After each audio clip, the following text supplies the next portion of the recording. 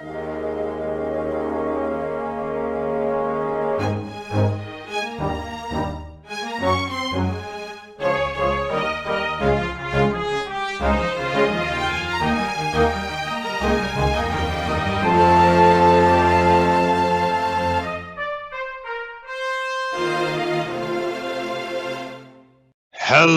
everyone. Welcome to Weekly Manga Recap. It's June the 8th of 2022. I am Nick, here with Quinn, and it's time to recap the manga of the week. Yes. Lee. The weekly of the recaps. Yes. All right, that's it. We have nothing further to add. We're going to head on out of here, guys. I think we've had a good time. We talked a lot. I'm in first gear right now. Just give me some time, and I'll ramp up. I don't know. I just need to get going. Would it help if I made little car noises?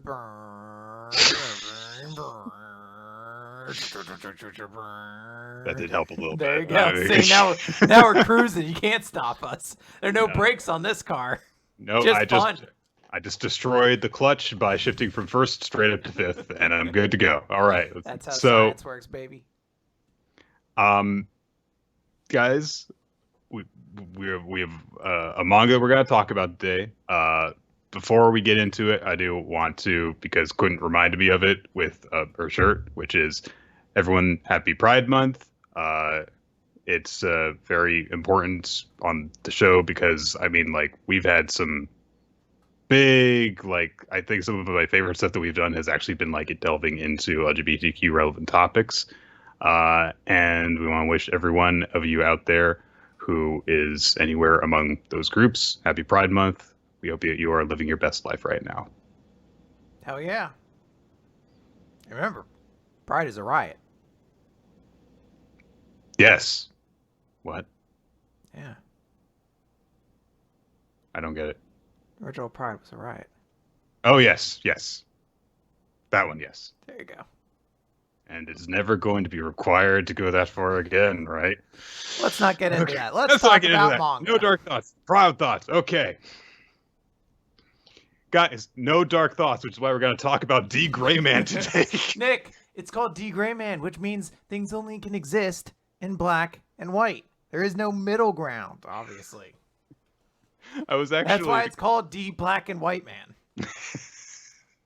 Shades of gray wherever I go. This is a series that has been running in one form or another for a long time now, since it first debuted in Weekly Shonen Jump in 2004. It had its 18-year anniversary just a couple weeks ago. It's a series that's written by Katsura Hoshino. But you might be thinking, what, an 18-year-old series that debuted in Shonen Jump? Why isn't this one of the things you guys talk about every single week?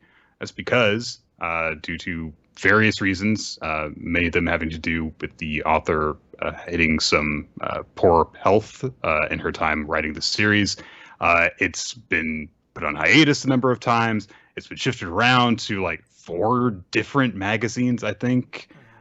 There's been a lot of stuff.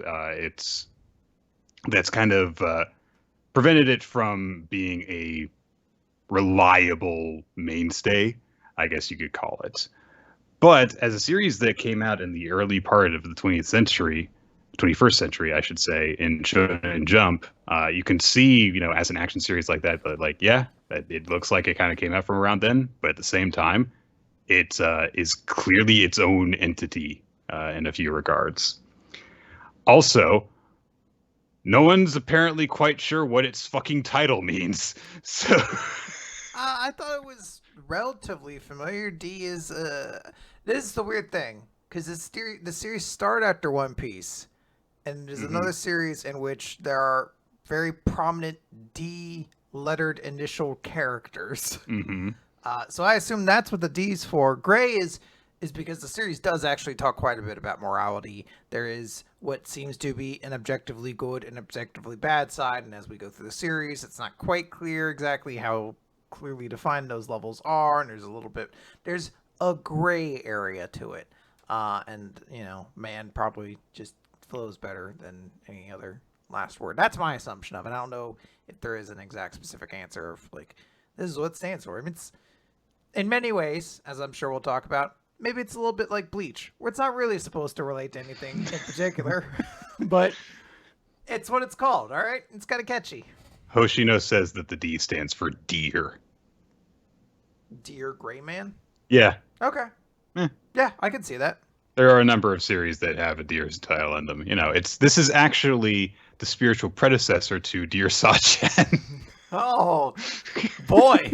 You know, I didn't think that at first, but now that I'm thinking about it more, I'm like, there were a couple killer robots in Dear Sachin that I couldn't quite place. It felt like it was really inappropriate in the series. Oh, that's why that guy blackmails the protagonist. He's actually a robo-zombie tortured soul. Starting to make more sense. He's a passable reconstruction of a human, but he's not actually. Yeah. D.Gray-Man is a series that is, I mean, you referred to Bleach earlier. I think that if you painted in incredibly broad strokes, you could compare the two because D.Gray-Man is a series where there are these entities called Akuma, and there are hunters that destroy them. One of the things that sets D.Gray-Man apart from a number of other series that have a premise that is somewhat like that is that it's set in a alternate version of Europe, despite the fact that demons are called Akuma, which is a little bit weird. There's a lot of like kind of Catholic imagery that is used when they are fighting these creatures, I guess we'll call them that. Yeah. So, although specifically not Catholicism, or at least an alternate version of it, because their Jesus has a gigantic afro. Yeah. Like one of the scenes you see it, I was like, huh. All right, then. Kind of makes it look like Bob Ross was the one that they killed. God. Well, you know, considering yeah, can you imagine if there were just like an entire religion built around like people watching like Bob Ross streams and stuff? Peter, you're gonna deny me 3 times. That's okay. I'm happy you're doing what you're doing, Peter. Now I have to take that and just paint a nice little tree. All right, you're not painting a tree right now, but that's okay. You're stabbing me, Father. Forgive these men. They know not what they do. Now, I'll ask you a third time. Will you paint that tree? You bought the paint. Feel like you should use it.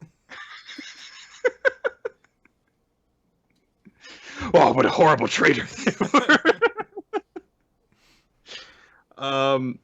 So, our main character... Agony in the Garden takes on a much different meaning. I'll take your word for it. I know a pathetic amount about biblical stories.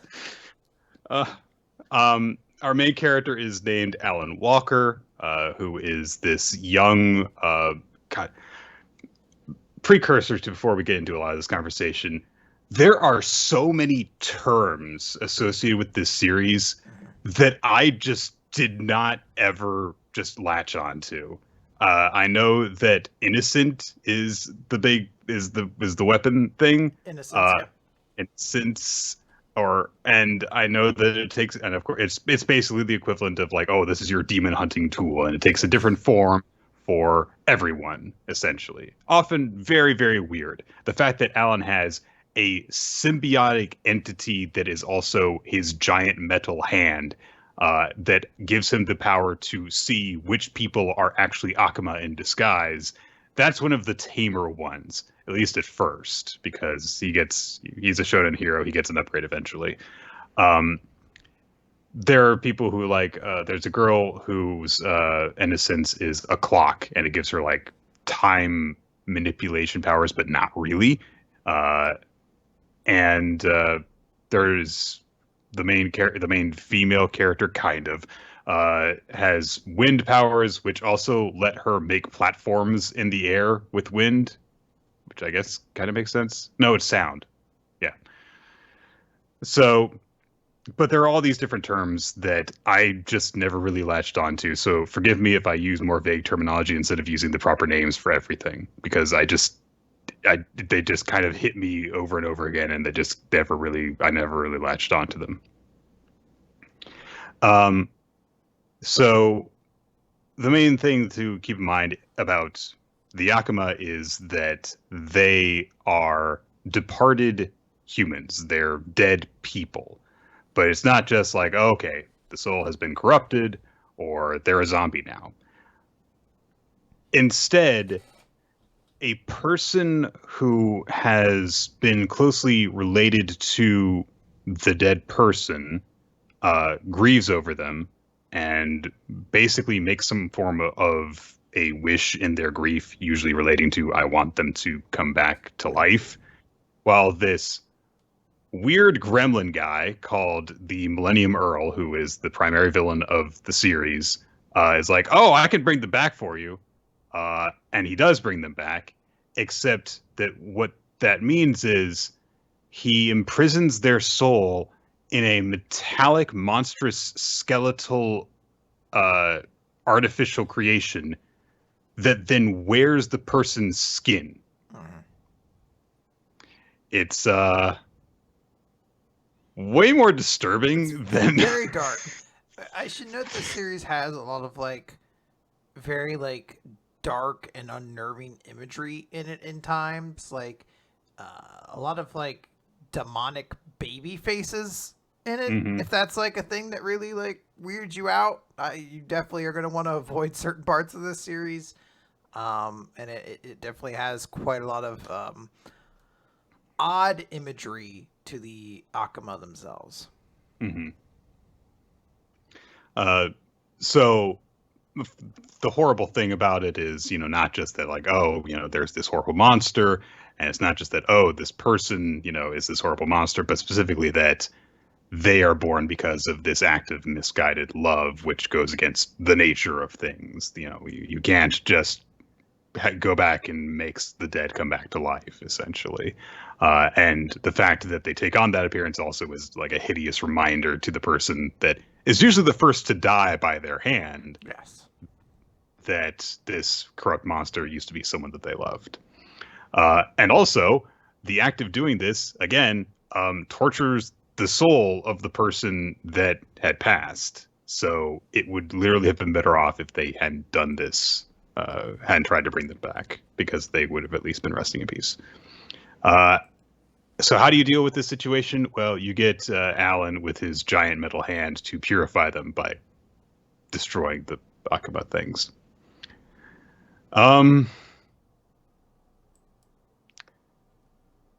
don't have a lot to say about this series. I don't know why. Like I can sort of take a little bit of a forward motion here. So this series, I will describe it a lot to Bleach, if only for a sense of, if you have not read this series, I want you to understand that it has not a like one for one or anything like that, but it does follow early on a very similar concept that Bleach does, where it is a series about a young boy who is fighting these monsters, and the monsters are essentially created out of the grief created when people become dead, essentially. And it is a very personal story, and a lot of the missions or the story arcs at the start are sort of like individual episodic little adventures dealing with one particular antagonist, sometimes introducing like one or two new characters, slowly expanding the world, delving into this organization that then becomes like the larger backdrop of everything, and everyone starts getting their special weapons and everything like that.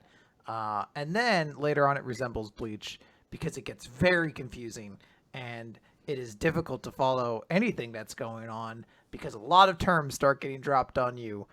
I've read this series previously. I think the first time I read it, it was around like 160 chapters or something like that. It was basically right after they first introduced the level 4 Akuma. And I got a little bit past that this time. And even doing that, I got to the point where they're like, Alan, you are the pianist. And I was like, what the fuck? When did they introduce the pianist as a thing? What is this? What are they talking about? That feeling that you just described is how I felt reading almost all of this series. So I'm going to say something that I really like about D.Gray-Man's character writing and something that I really don't like about it.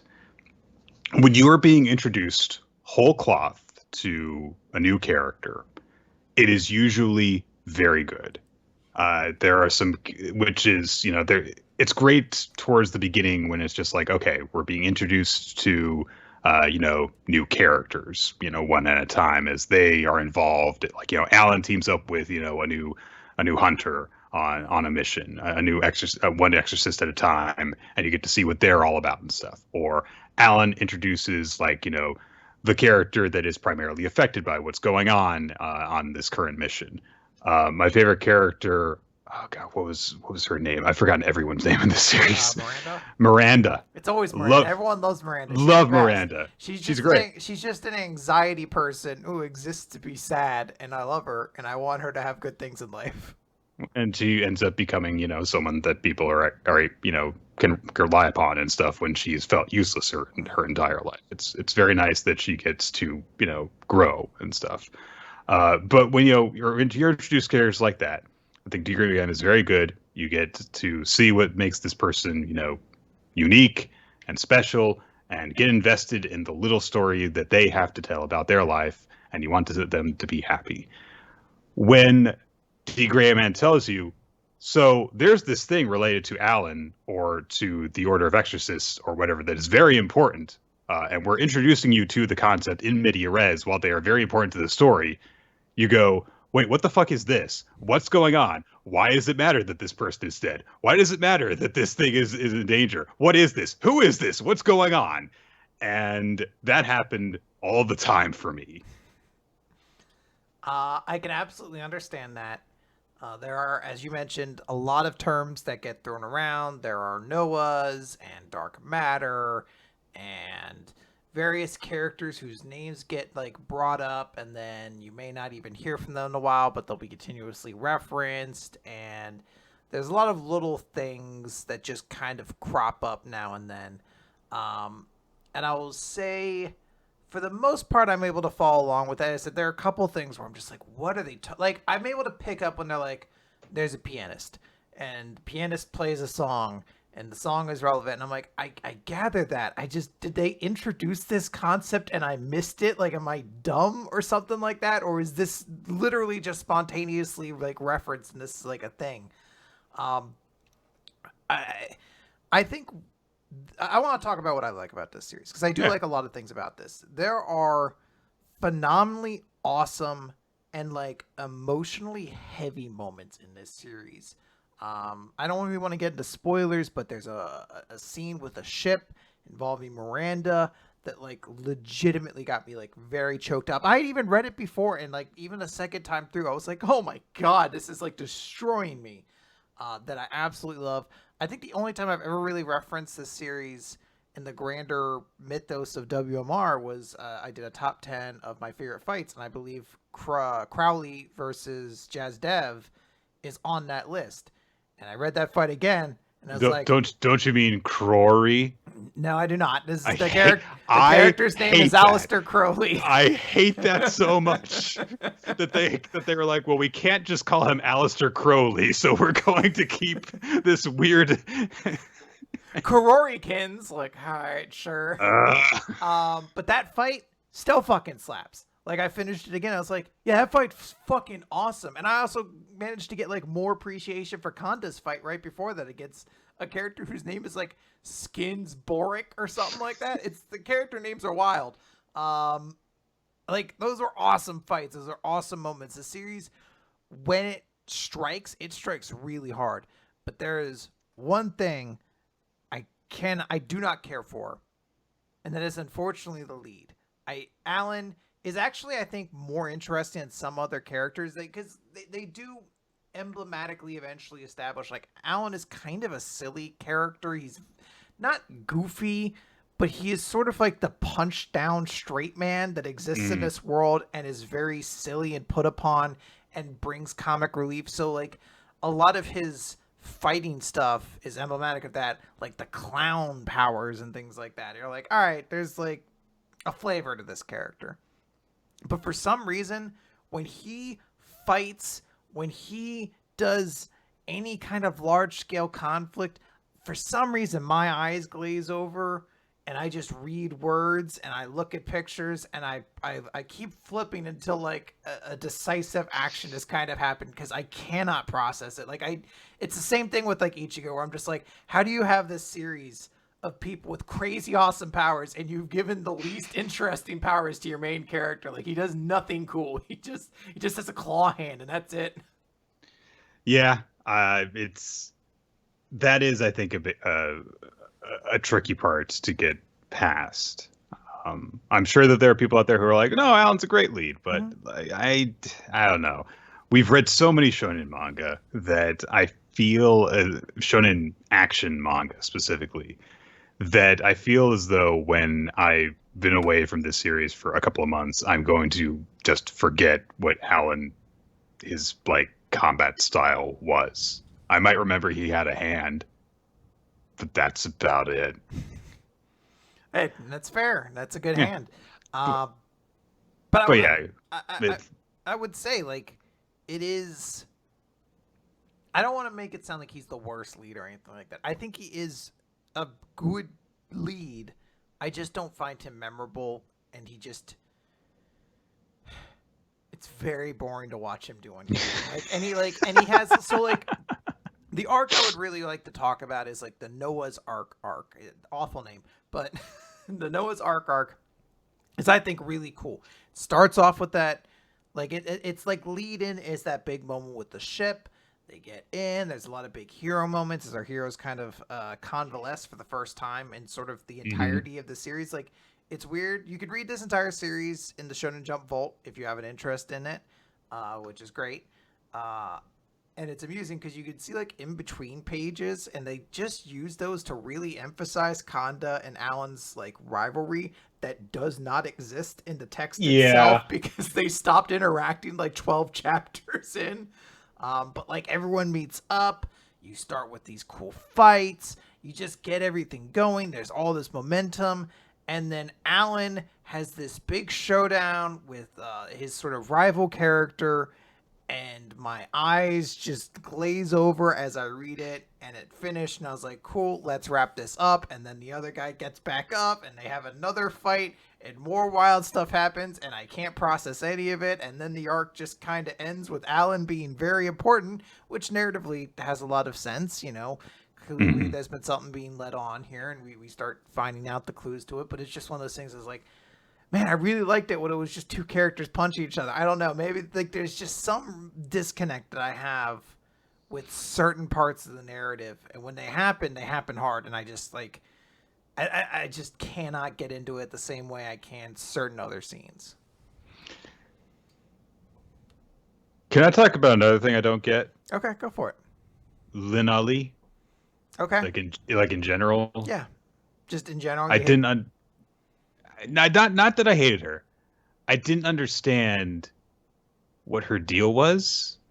You know? Okay. Like she's. I think we see her on one mission with Alan very early on, where I believe it's the mission where Miranda's introduced to. Like I think she is like the one that Alan's basically partnered up with.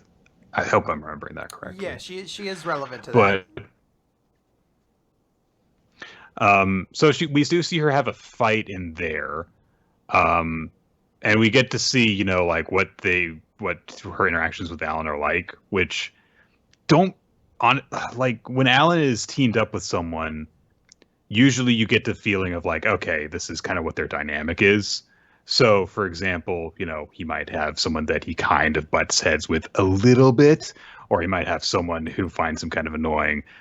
With Lunali, it's just that they just kind of just generally get along. But then there's an important thing that happens a bit later where it looks like Alan is going to die. And Lunali is, you know, she is distraught. She is the one that is focused in the entire group of exorcists of, oh my God, Alan's dead, or oh no, Alan's never going to be able to fight again, and all this other stuff. And when that kind of stuff happens, it makes me go, okay, did I miss a moment when I was reading this earlier that established that Lanali, not even necessarily because, she is a girl and he is a guy, has romantic feelings for him, but feels this strongly about him and his role in this group. And that was one of the things that kind of frustrated me, is that I always felt like if something was made out to be narratively a big deal, it was like you said before of, did I miss something when the piano thing was explained and stuff? Like, did I miss something when I was reading this that established this for certain characters and their motivations and their relationships? Because it's at certain points it does feel as though you are expected to understand something is established, and I did not. So hence, I guess that makes sense for why, if you're introduced to something completely new, that isn't taken for granted. And so, okay, it was all given to me in that moment. I don't know. No, I agree. There are certain parts and like character relationships where you're just like, I guess this is just what it is. Like, I'm just gonna roll along with it because like I haven't necessarily noticed this, but like other people seem to be going along with it. So fuck it. I'm just gonna say this is the reality. This is actually what's happening, even though it doesn't always kind of make sense. There's a scene with Crowley where he talks. He's like, I want to be with these kids forever, and I'm like, I know you're fond of them. You've had like 6 scenes with them, like some of them you barely interacted with and things like that. Now there are very important like trials and tribulations that they've seemed to undergone forever. The series has this odd supporting cast where they're present for so much, yet they feel as though they don't actually do a lot in those moments. Like there is a point where 2 characters show up. You're just like, who the fuck are you guys? One of them is a character whose name I did not know, and I looked on the wiki. I was looking through like the D.Gray-Man wiki later, and I was like, who the fuck is Sounds Maria? And I found that it's the guy with the headphones who always hangs around Miranda. I was like, oh, I guess we must have learned his name at some point, and I completely forgot. Or Sonic Maria, something like that. And the other one, it's great. They go through this. It's sort of like the big shonen action arc where like 6 characters have to invade the enemy fortress, and they all like have to split up at different points. Like, you guys go on ahead, I'll take on this guy. And it's like our core group of characters. It's Alan, Kanda, Lenali, Lavi, Crowley, Choji, who's just a dude who showed up and is present for all these scenes until he betrays the group at one point, but then gets an Innocence, and he's a good guy now. And you're like, where the fuck did you even come from? I don't understand. And I don't hate it because I'm like, ultimately they will make me care about these characters enough that I'm emotionally invested when things are happening to them. But it is still one of these things where I was like, there's just this disconnect. There's something that I don't enjoy this series as much as I can clearly tell other people are able to. And I don't judge those people. I envy them because I feel like this would be a really fun series to get like completely invested in, because there's definitely a flavor and an ambiance to this world that seems really, really fun. I will say that I think that in terms of purely aesthetic, this is a more memorable series than a lot of the kind of shonen action stuff that you see. Just in terms of how stuff gets very grim, in how like the monsters work. There are people who are turned into zombie robot cannons that also blow up if someone gets close to them. And everything has these weird mouths. I think everything that's evil has a weird mouth, honestly. But so it makes for, in the moment, cool, striking fighting scenes, because you have very often these monstrous entities that just look not of this earth, that are trying to fight the heroes and stuff. And like I say, I think that there are certain characters that are introduced very strongly. I also liked Crowley's introductory arc, and I liked the idea of, he's introduced as seeming like he's going to be the villain of this little plot arc. And it's like, no, he's the guy who's going to join the group as a good guy at the end. Because yes, he is a vampire, but he's an Akuma eating vampire, which is that's just so silly. Like his teeth are his innocence, and he drains Akuma somehow. What is that? Yeah, and he's got this very, very tragic little introductory story that made me sad because I was like, but why couldn't she just? Oh. But yeah, where I stumble is where I feel like when things are supposed to be elevated and you're supposed to get extra hype, I found myself unable to take that step forward with the series. So I feel not disappointed in the series, but frustrated that I couldn't make that connection at that step. Because I know that there are people who do very much love this series, and there has to be when there's a series that has encountered the number of setbacks that this one has, and there are people who are still big fans of it and wanted to see it come to a good conclusion. But I'm not going to be able to make that journey with them, essentially. Yeah, I would say, look, I don't think I'm gonna sit out waiting for the next chapters of this to come out. I think I've kind of seen the parts I really, really like, and I'd be happy to hear what other people say happens as chapters come out. But I do think this is a series that is worth checking out. I mean, like, the series does not get as much sort of recognition and discussion as I think it should in comparison to a lot of its other contemporaries. It feels rather forgotten amongst, like, Shonen Jump mainstream battle series from like the early mid 2000s kind of era, and it's a good series. I think it just may not be for everyone. I think if you're one of those people that need every piece of lore kind of explained to you, this might be a tough series to digest. Even as we were discussing, I realized, like, I remembered, like, oh yeah, Bookman is just a concept that's like randomly thrown out there at some point that you're like, what the hell are they talking about? And then, like, you'll be the next Bookman. Yeah, and then like 40 chapters later, you find out what it is, and you're like, this is a weird concept. This is a really weird concept. It was basically like, what if journalists decided to join the military? And you're like, I mean, I guess if it's supposed to be an objective battle of good and evil, then sure, but it is still a strange thing. But it's just a concept that's like thrown out there. It's just like, what? Till eventually it does get explained. It's just you might be kind of clueless when some things get mentioned. And I don't know. I played Kingdom Hearts. I know it's like to kind of just roll in the dark for a while until you're like, maybe sometime this will make sense. Usually it doesn't, but hey, you still have fun along the way. Now that has Donald Duck though. This one does not have Donald Duck. So I think that's sort of like a median that you have to kind of meet in the middle in, I guess. Did you hear about the Kingdom Hearts wrestling signs in the past week or so? Yeah, this is the best thing wrestling fans have ever done in their lives. Yeah, there was someone who was at a WWE show. It was an AEW show first. Rampage on AEW Rampage. Someone held up a sign that said Kingdom Hearts isn't that complicated. And so then someone at a WWE show held up a sign that said, then explain 358 over 2 days. I hope that person comes back on the next AEW show and they have a 5 signs. It just keeps changing throughout the night. And then Roxas. It's all about Zion and blah blah blah. Is that how you say her name? Zion, I forget.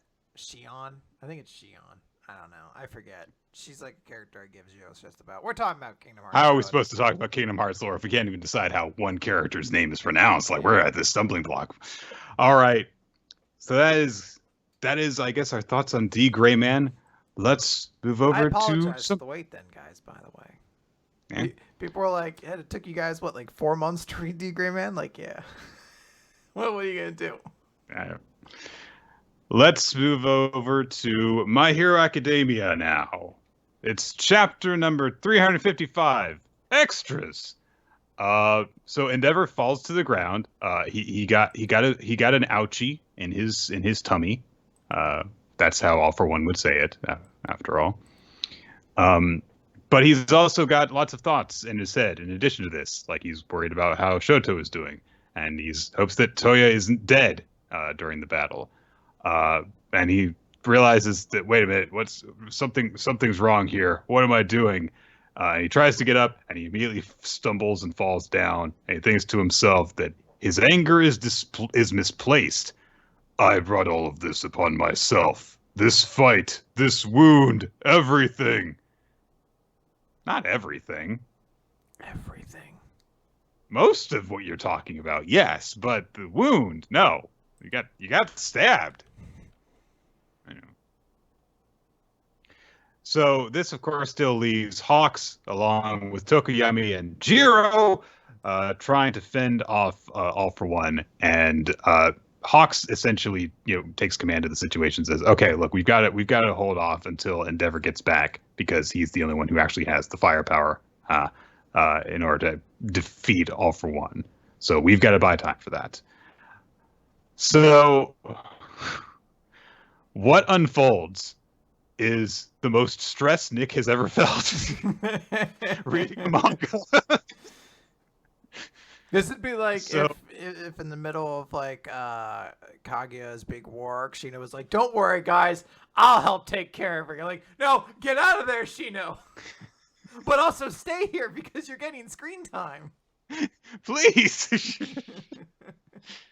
Remember when Shino was like, "I'm going to stop Obito by surrounding him in bugs," and Obito was just like, "Walk through them. Goodbye." So Hawks accepts the help that Tokoyami's trying to get him, and All for One's like, "All right, I haven't finished off Endeavor right now. As long as he still breathes, he'll stand back up." Which means during this phase, the hero's goal will be to buy time until he's back on his feet. So I need to just go after the weakest link in their chain. Here! And for some reason, he goes after Jiro, which I don't understand that logic whatsoever. But he's going after her. Fuck him. Fuck All for One. Worst villain in manga. With these weird, horrible mouths on tendrils, which Hawks is able to snag Jiro with some of his feathers and joink her out of the way. And he also tries to attack All for One's helmet again with his blades, and he's continues to issue commands like, "Hey, you need to, fly evasively. I'll back you up." And Tokoyami, once Jiro has been landed back on his back, says, "Hey, if you aim for All for One's mask, you can crack it with sound waves, and we'll win." And Jiro thinks to herself while she's there, because she acknowledges this, and then she thinks to herself, I thought that I was ready for like anything today, but holy shit, that would have killed me. And I'm actually hesitating because this presence, this malice is so overwhelming. And she thinks to herself, "Oh man, Midoriya and Aoyama, you've been dealing with this threat looming over you this whole time." All for One makes a thing. He makes a Yu-Gi-Oh card, basically. This thing has a nose. So Nick, I don't know how to tell you this. Most things have noses. Prove me wrong. It's like our children's book. Most things have noses.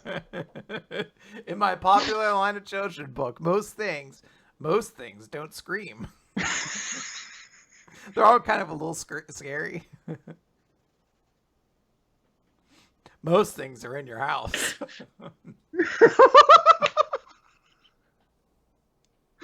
Why are you just getting increasingly creepy? Most things know where you live. What? This book does. You've brought it into your home. God. Oh man. So All for One makes this giant thing, and I don't know if it's stretching out towards Tokuyami and Jiro, or if it's shooting a beam of energy. It's a little bit hard to tell what happens in this moment, I have to say, as we've had some moments like this in My Hero lately with what is going on, like what just happened here. So this giant thing stretches out towards Jiro and Tokuyami. Hawk sends out some feathers and manages to hit All for One's arm, which pointed out of the way, but not all the way out of the way. And All for One is seemingly reveling in what he feels is his pending victory, because he knows that Hawks is too weak for him it's too weak to fully stop him now. In fact, Hawks gets hurt trying to do this because All for One sends out more tendrils and attacks him while he's distracted trying to help the kids. Meanwhile, Jiro has an ear blown off, which I somehow find more distressing than if she had just been wiped from existence at this point. There is like a bleeding hole in her head. Yeah, it's fuck you. What's wrong with you? So, and All for One talks, and he just says, "Oh, you children just have to be paired off with these big shots. You imagine yourself special somehow, worthy of facing the Demon Lord himself." And Jiro responds, "You want to talk about being scared, or strong, or weak, or special? I don't give a crap. Screw all that. My problem is that you're the one who made my pals cry." And remember, she's just had a hole blown in the side of her head. So she uses her other ear to blast All for One with a sound cannon. And All for One tries to be like, "Oh, you're too weak to do anything. You're so underwhelming." And then all of his quirks rise up against him because I don't know why. Because he specifically says, "Wait a minute, this didn't even happen when New Order was rampaging against me. What's going on? Were my quirks spurred on by this?" Yes, they were spurred on because Jiro is too awesome for you. Fuck you. Yeah, this Nick, this is when I tell you, I just paid Horikoshi a bunch of money to make this happen. I was like, "Aw, hey. Thanks." Yeah, I was like, hey, you know what? Can you just do my big buddy a solid?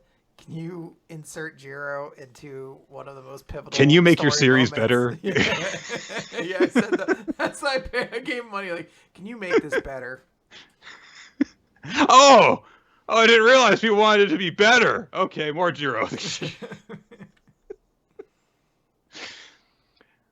This gives Hawks an opening to fly in while All for One is dealing with his quirks rampaging against him and the sound cannon in his face. And Hawks is like, "I've been aiming for the one spot in All for One's mask repeatedly over and over again. I've hit it 3 times with my blades, and I've been making this crack in the mask keep growing." And he slashes his sword through the sound wave, which makes it super vibration enhanced, because that's how swords work. And he slashes into All for One's helmet, and the chapter ends with a big old chunk being shattered out of it, exposing All for One's eye. Let's call it an eye. He doesn't really have eyes anymore.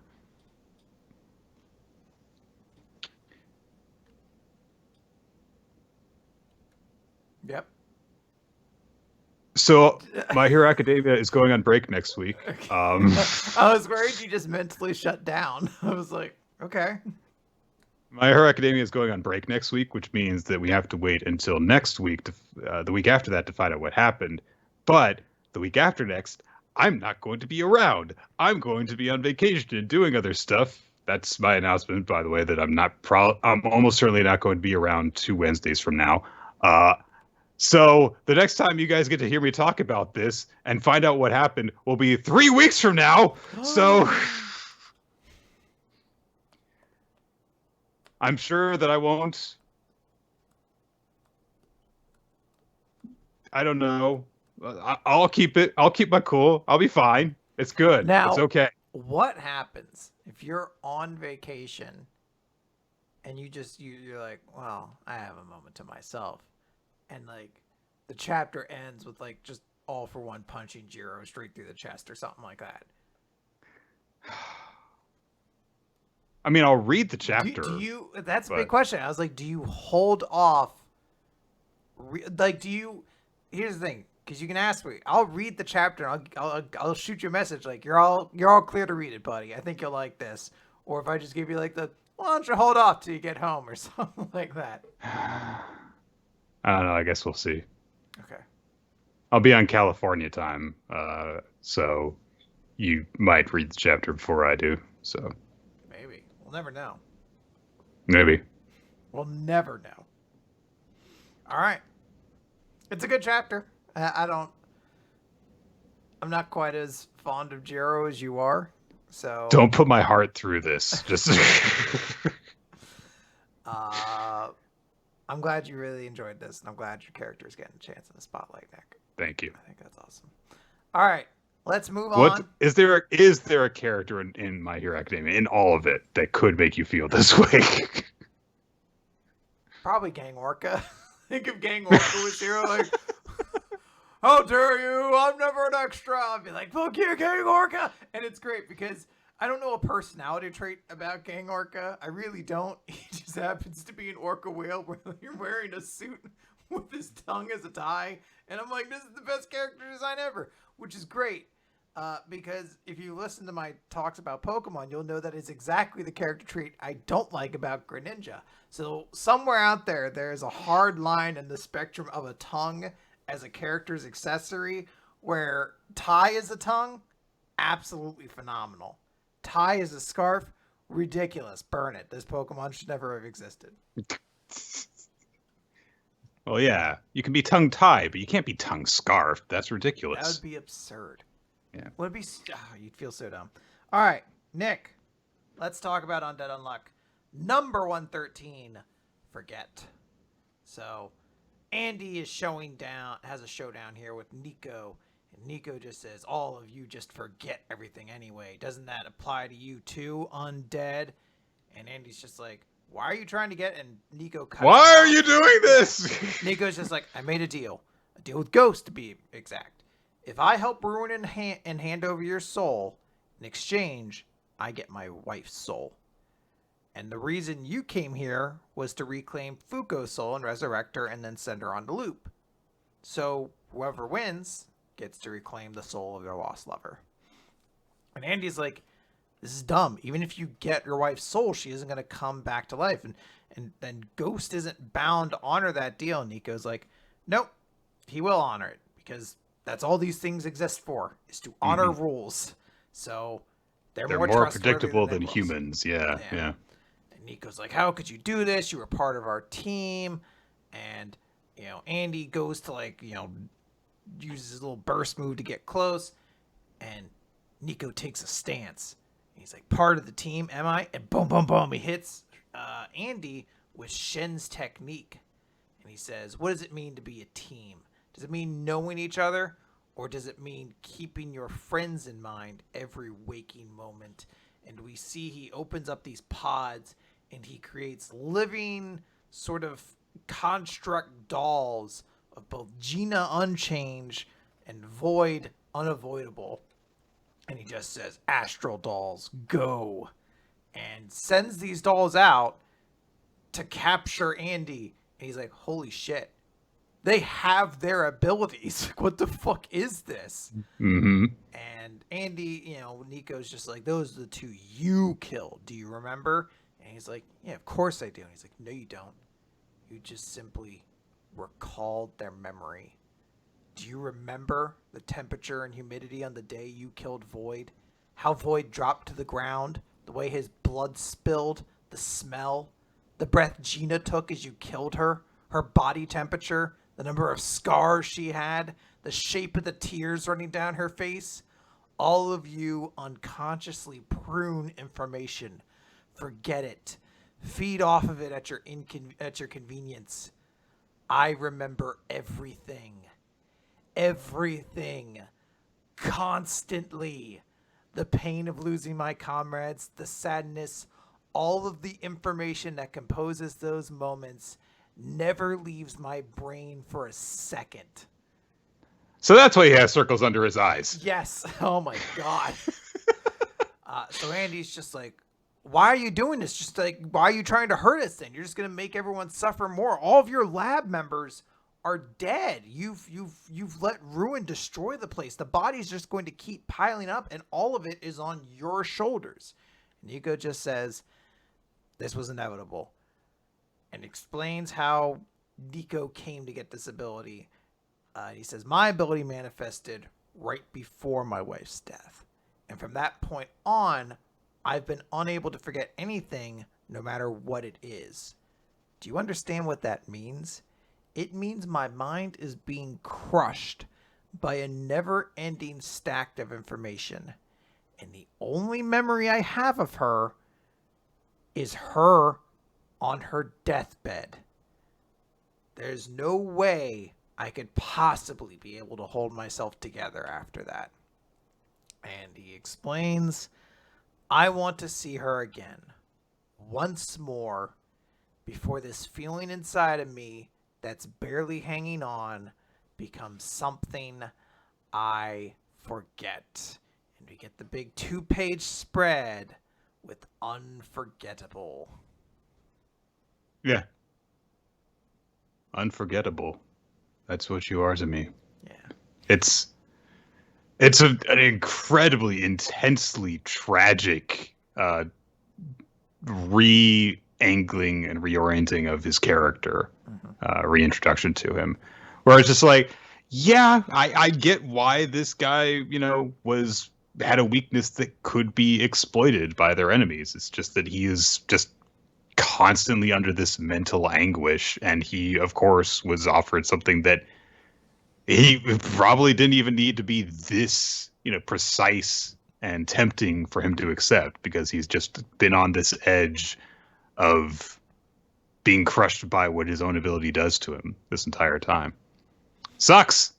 Yeah, I mean, this reveal, because everyone's kind of suggested that, you know, his power was unforgettable for a while now, based off the pun in the name. But no one really knew exactly what that meant.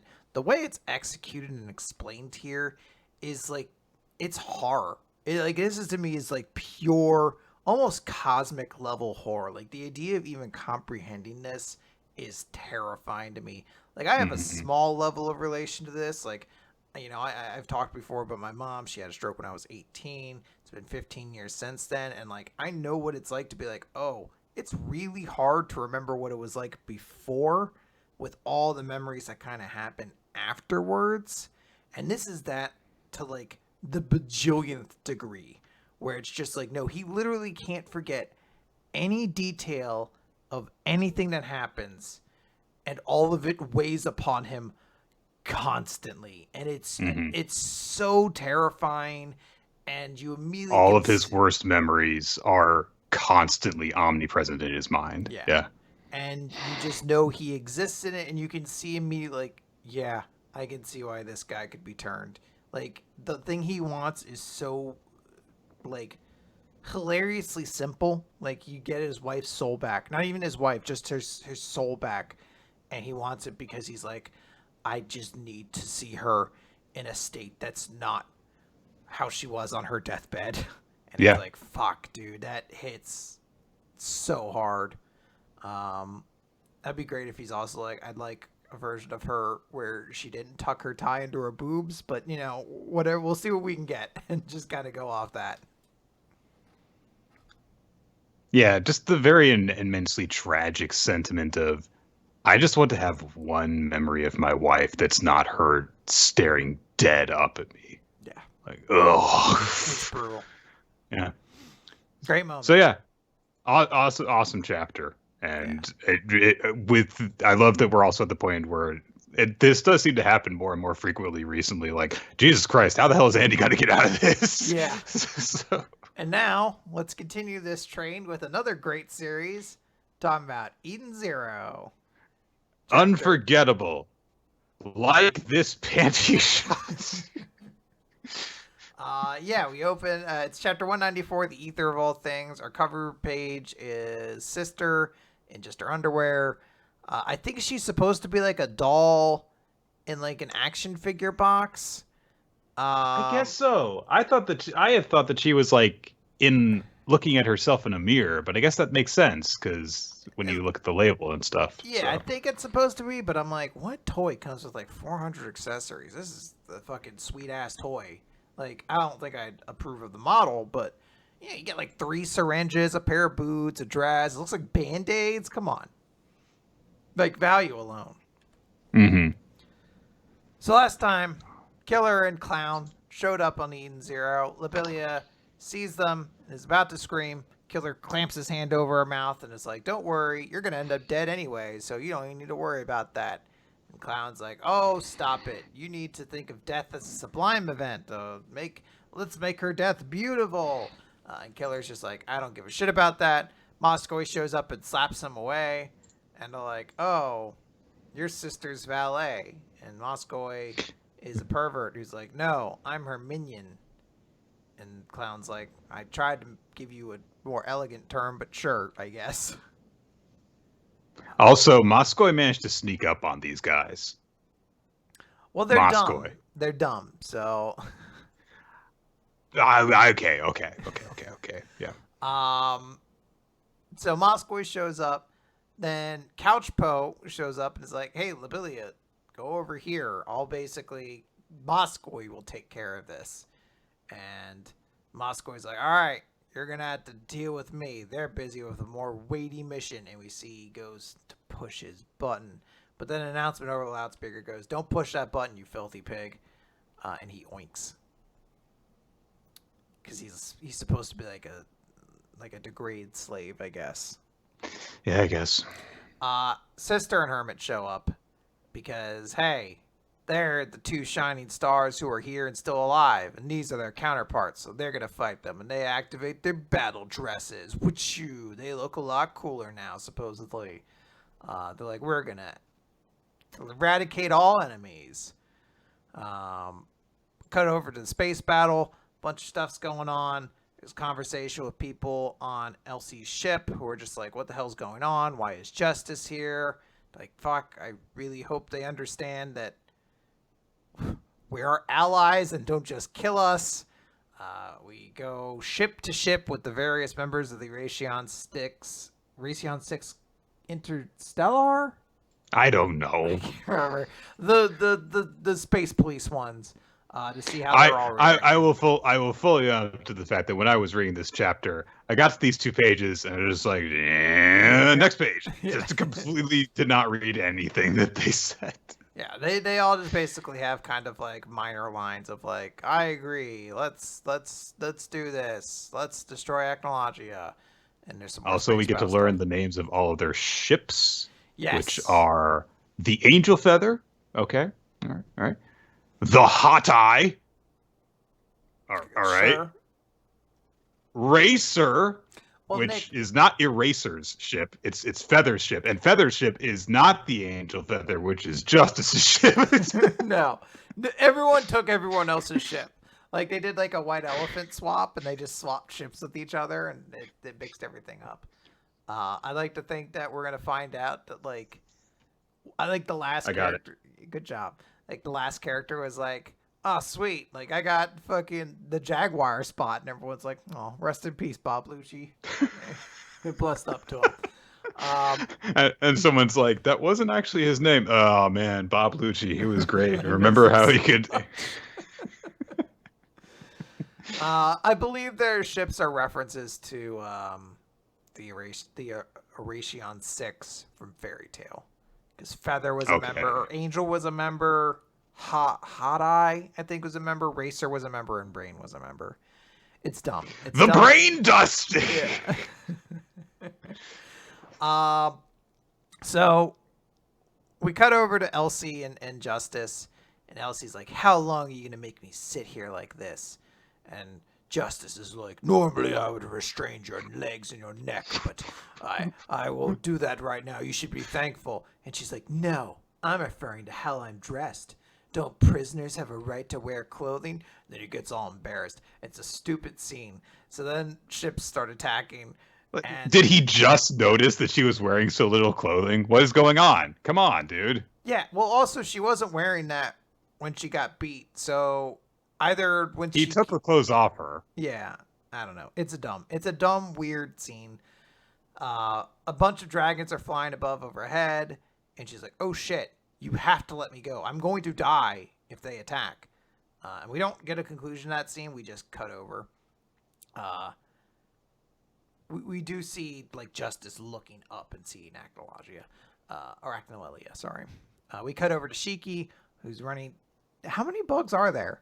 I don't know. I'm gonna buy you a citronella candle that you can just light up in your room every week. Okay. And then I'm gonna buy you several Venus flytraps. And then because I think they're a little too slow, I'm gonna buy you several piranha plants from Mario that are real.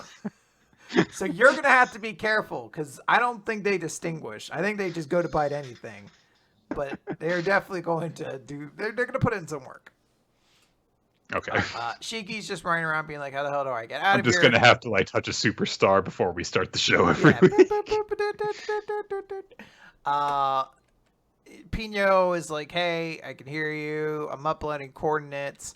Shiki just like spontaneously sucks in Killer's memories. Like he's not even there. Yeah. I guess it's because Killer created this virtual reality, so maybe there's a signature of him imprinted in the ether that created the space. I guess that they are connected in this moment, and now he is, having an interaction with Hermit that triggers it. So, okay. So we see a young Killer who looks like a high school boy talking with Hermit, who looks like a high school girl, basically, and her Killer's explain like, yes, ether flows through everything, even this rock, and when it reaches a critical point, that's what we call overdrive.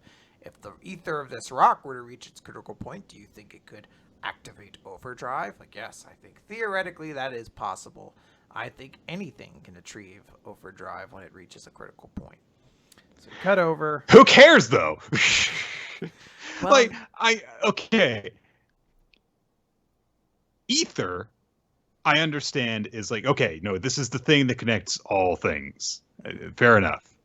But overdrive, we have literally only ever seen in combat context, as in, oh, you went overdrive, so you get a super cool extra power and you're stronger now.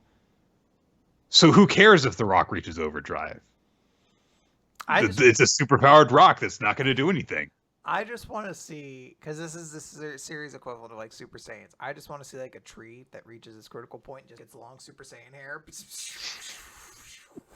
Like a fucking cupcake that just has a power level, like a power aura around it. You're just like, I wouldn't eat this. I think it's a little too powerful right now. You gotta wait for it to get tired. It's just a weird conversation for them to have this quote unquote meaningful heart to heart about exchanging philosophies. They're like, yeah, I too believe that all things can achieve Bankai. You're like, okay. It's relevant because we're about to get a revelation that Hermit and Killer can use overdrive, because that's essentially, just to wrap the chapter up. Hermit and Killer are, back and forth kind of. She negates his code, and she's just like, did you think you could beat me without even going into battle dress? And he's like, fuck you. I designed to access the superior power of overdrive, and activates it. And then Hermit's like, so was I. And she activates her overdrive, which makes her boobs and her thighs and her hair get really long. Her legs make no sense to me right now. There's like a fucking 2-inch thigh gap, yet her fucking ankles are crossed. It's very strange.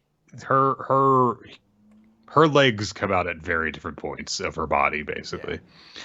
Yeah. But what I was trying to say is that conversation, I assume, is meant to be like, hey, these are robots. These aren't people. These are robots attain ether drive or overdrive, which would be more interesting if Clown hadn't gone overdrive 2 chapters ago. We know robots can do this. This isn't a surprise. So does this mean, because we've seen 3 of these flashbacks now. The last one remaining is Clown. That we haven't seen is Clown and Sister. Does that mean that we're going to get a bit where Sister is going to be flirting with just some guy who looks obviously. Like it's probably a clown? Gonna be some weird fucking BDSM. But but he'll also be weirdly sexy. Like, oh, it's gonna be him fucking like bent over like a bench and her like spanking him with those big whips. And he's just like, you ever thought about the cosmos and the way it connects us all? I don't think you're gonna be wrong. Like, I think that's what's going to happen. I legitimately actually do not think that's going to be what's going to happen. I think they're going to make the two of them like doctor and nurse or something like that. Because they've given them very stereotypical casual things so far, like wizard and witch were lawyers. I don't think they really gave anything to Valkyrie and Brigandine. They were just people. And then here it's like, oh, they're normal high school students. I think they're going to give them something kind of normal to whatever their flavor is. Maybe they will make it weird, though. I don't know. But, yeah. I don't know. It's just... This isn't like a chapter I care about. I just think the Hermit redesign is very dumb. Like, it's just a dumb design. I like it up until you notice the fact that she has gotten incredibly sexualized. Like, I actually like the way her hair looks, and I like the way that her hair ornament things look. And then it's like, wait a minute, why does she have a boob window now? So it's just, yeah, it's there. Yep. I will say, does it take away from the message in the series that humans and robots can be friends and robots have feelings and stuff if you have all of the most important machine characters apparently have previously been human? Yeah, I recall trying to like wax about that originally, and I was like, I guess we don't really know all the details about this, but it does seem to work against the idea of this series. We're like, but they're not robots then. They're all androids, or they're robots that have been crafted off of an original human's brain input or something. Like, they're not fully just like, I programmed an AI and gave it a metal body. Yeah, I mean, like, we'll see if that does prove to be the case or not with 100% certainty, I'm sure, within the next several chapters or so. But, I mean, if that comes to be the case, then, like, what machines do we have left that don't have that background to them? It's going to be like, what, Pinot, Happy, and Moskoy, really? Yeah. And it's like, all right, well, Moskoy is a weirdo, and Happy's a pet, and then there's Pinot, who is still one of the best characters in this stupid series, by default, really. So, I don't know. It's you can't do both. All right. Let's move on to a good chapter. Akane-banashi. It's story 16. Alien we will. Story 16, the Karaku Cup begins. So Akane-banashi has a color page for this week. It's a cool picture. Selling exceptionally well as well. It is. It's first volume outsold the latest volume of Me and Roboco, which is like, hey, it's a good start. And lots and lots of good signs in terms of how well it's selling and the push in marketing that it's getting. So, yay! Excellent. All right. So we are introduced first to our media team that is going to be covering the Karaku Cup, which includes Kashio, the guy that we were introduced to from the magazine before, and he is working with Komi, who is a writer for the same magazine. And she doesn't seem to be quite as enthusiastic about this event as he is. And we get a lot of details about the structure of how it's going to work. There are applications that are taken, and then there are 30 people in the preliminaries, which is what they're getting into. And then from the preliminaries, 8 people make the finals. Hence, there's the 2-round structure that Akane's got to go through. And Kashio, is explaining all of this to Komi to, give us the exposition and let us know what's going on. And also we're informed that Arakawa and the other judges aren't even going to be there until the round that happens the second day of the competition. So despite the fact that it's a student event, there's a lot of important stuff going on. And Komi's like skeptical about this at first, But Kasia says, hey, look, Arakawa is this big pop culture icon right now. So whoever gets his stamp of approval is going to get all sorts of work offers. And his apprentice, Kaisei, is big on the scene. So the fact that he's here is going to draw a lot of attention. And honestly, the main point is that this year, this cup isn't just a student event. It's an audition to be the star of the next generation. Patrick Stewart. So, and I do appreciate that Kashi is like, oh, this is so exciting. And Komi's like, whatever. And Kashio starts pointing out some of the characters that are going to be part of this competition. First up is one of the front runners, who is actually the defending champion of the previous two cups, Karashi Nerimaya. And get that kid a new wardrobe, because Jesus, what is that?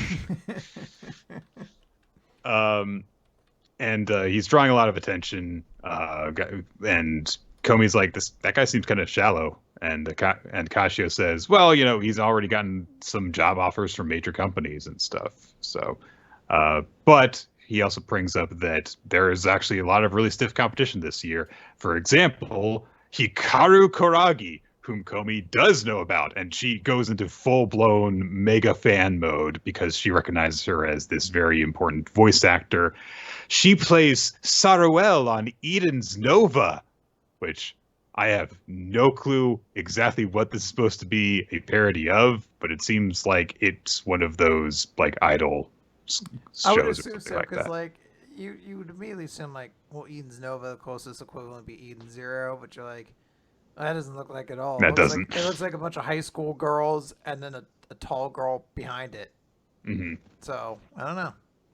It looks vaguely like I don't know, like Love Live or K-On! Or something. So. Maybe they sing songs to fight space crime, like Cowboy Bebop, but every episode ends with a song. Cowboy Bebop. Yeah. So Komi's like, oh my god, and so Kashio is like, okay. Anyway, those are the two front runners, and we see the two of them also interact a little bit, and both of them are like, oh, I'm gonna win, oh no, I'm gonna win and stuff, and like Hikaru reacts to Karashi kind of freaking out over how cute she looks by. Just thinking about like, oh, who's that guy? Oh, apparently, like he's one of my competition. I guess I should have glared at him instead. Nah, not really. I wouldn't do that. So we're just getting a little bit of glimpses of their personalities. Komi sees the way that Hikaru reacts to the situation by going, she also takes time to acknowledge all her fans. I stan her. All right, we get your thing. We get your thing. Okay.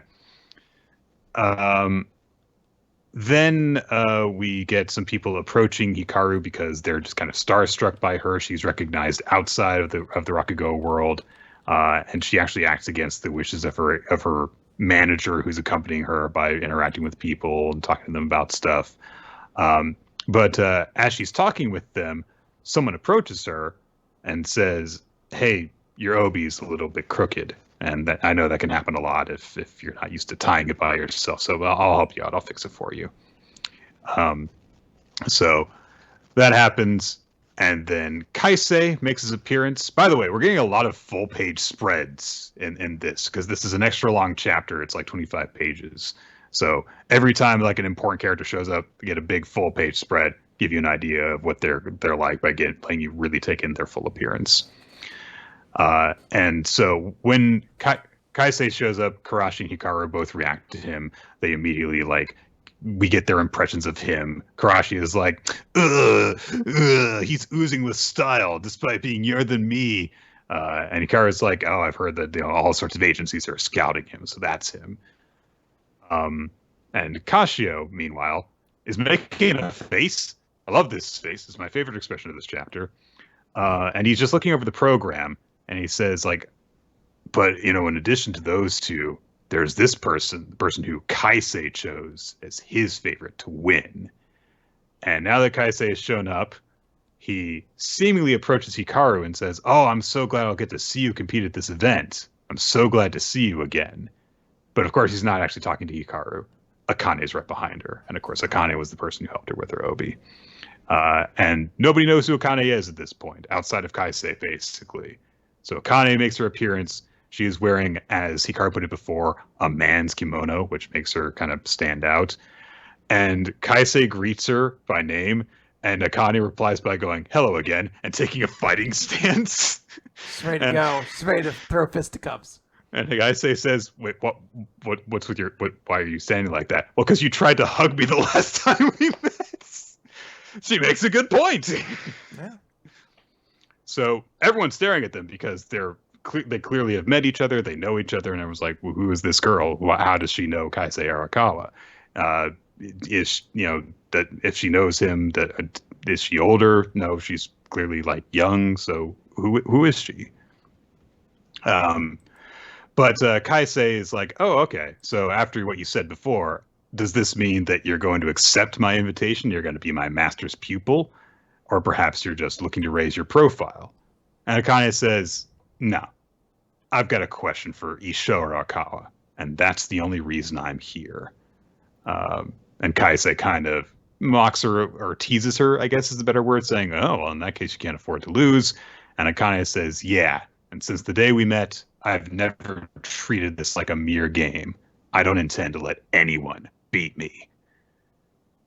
Theater. It's a sport. Hell yes. We cut over to our peanut gallery, seemingly for this competition, which is Gurika and Kodera, I think is his name. I'm gonna get this eventually.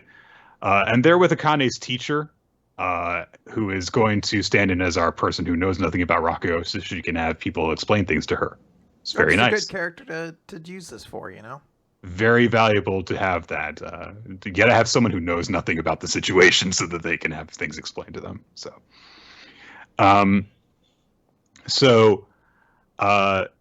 She's a little worried. And meanwhile, the two actual experienced Rakugoka are talking about what, Akane's been through.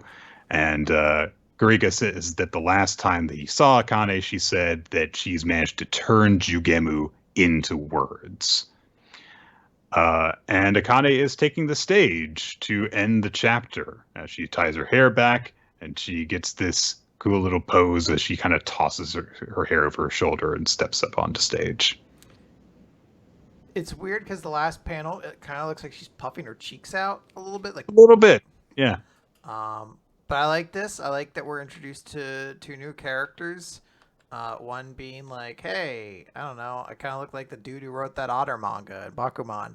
And then the girl who it's like, oh, hey, I'm a white-haired, kind of angelic, famous performer who is going to be kind of a love interest in this series about entertainment industry characters. It's sort of like I should say love interest, but like a rival / has like a playful energy with it. It's something we have never seen. Never seen before. I want to share one little detail that I only just now noticed, which is that Akane, the reason she's making that face is because she made the character for human and ate it, as we've seen her previously in the series. But the way this is illustrated is you actually see the character itself on her hand. You don't see her making the full thing. So it looks like she's got the symbol scarred into her palm before she eats it. So I do think this is actually a pretty good chapter. I really like the idea of starting the chapter off with the idea that Akane is not there at all. This is them, these two journalists who are just focusing on the two rising stars who are at this competition, focusing on them. And Akane is actually there.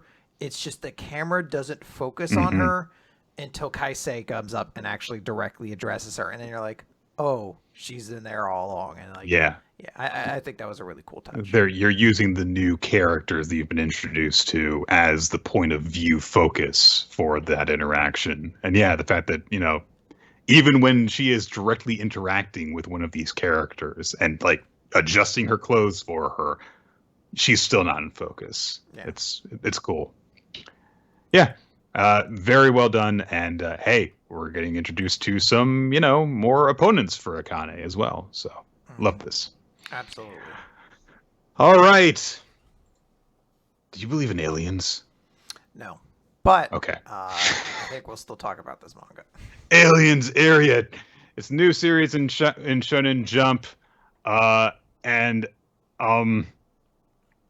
so there's aliens. Okay? Chapter 1. We are introduced to our main character, Tatsumi Tatsunami. He is a senior in high school, and he is trying to make his way through stuff. He's got to work as well because he's raising his 2 little siblings by himself. His little brother looks very weird. Very weird.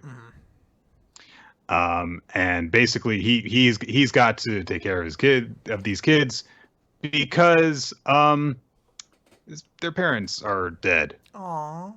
Yay. Well, that's just sad. Yeah. But there's another problem that they have on top of that, top of having problems, which is that Tatsumi's hand has been acting really weird lately, and it's affecting him at his job. Like it just starts trembling, and then when he gets injured and he slices it, oh man, it looks like it's his blood is like boiling or something, and then the wound heals up. What's going on with him? And also it gets him in trouble, and he loses his job. So he goes to the doctor, which I'm sure doesn't complicate things any further. No, wait a minute. He's in Japan, so he's probably fine. Anyway, so there was a moment, and this is just existing in America, where I like saw him be like, "Oh, this hurts. I guess I'll go to the doctor." And I was just like, "How do you even? That would bankrupt you. Like, if you're so hard up on money, you would never see a doctor. You'd be like, I hope this just goes away." And I'm like, "All right, the rest of the world." Never mind. Carry on. But the doctor can't find anything wrong with Tatsumi. And on his way out, he runs into Hajime Shiraku, a guy who's wearing a coat and he has wild hair and he's got an X-shaped scar on his head. And apparently he's with the police. And he's like, "Hey, I'd like it if you could come with you. But this has to do with the fire that you were in 6 years ago. You want to come with me?" "No." Fair enough. Okay. So, and Tatsumi's like, "Oh, it's the same fire that killed my parents. And when the flames were closing in, I saw a shining light. And the investigator said I was just in shock and didn't bother looking into it further. And my parents had just died, so I guess that's understandable." But then he's trying to get home. There's a weird-looking guy that's standing like right by his apartment, and when Tatsumi goes in, there's another strange person inside, and oh my god, they've both got black eyes. They're from the X-Files, Quinn. They've got black, like Mulder and Scully. Yeah, that's what they were. I didn't watch X-Files. Were they the aliens? Were they the bad guys? Maybe there was an episode where they were the aliens. I don't know. So I remember one thing about the X-Files, and I think because my parents, or I shouldn't say parents, my mom watched it a lot. And I know I feel like I've seen this episode like 8 times and nothing else. There's an episode with like a circus, like a freak show circus kind of thing. And Scully, at one point, they show a person eats a bunch of bugs.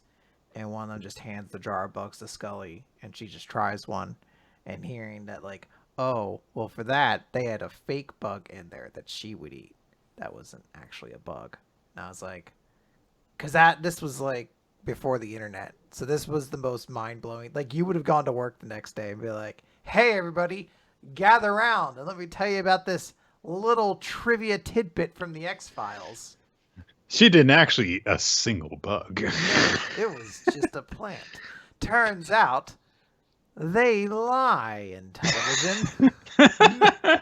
And you can't do a thing about it. It turns out Scully's not even her real name. Turns out David Duchovny doesn't even work for the FBI.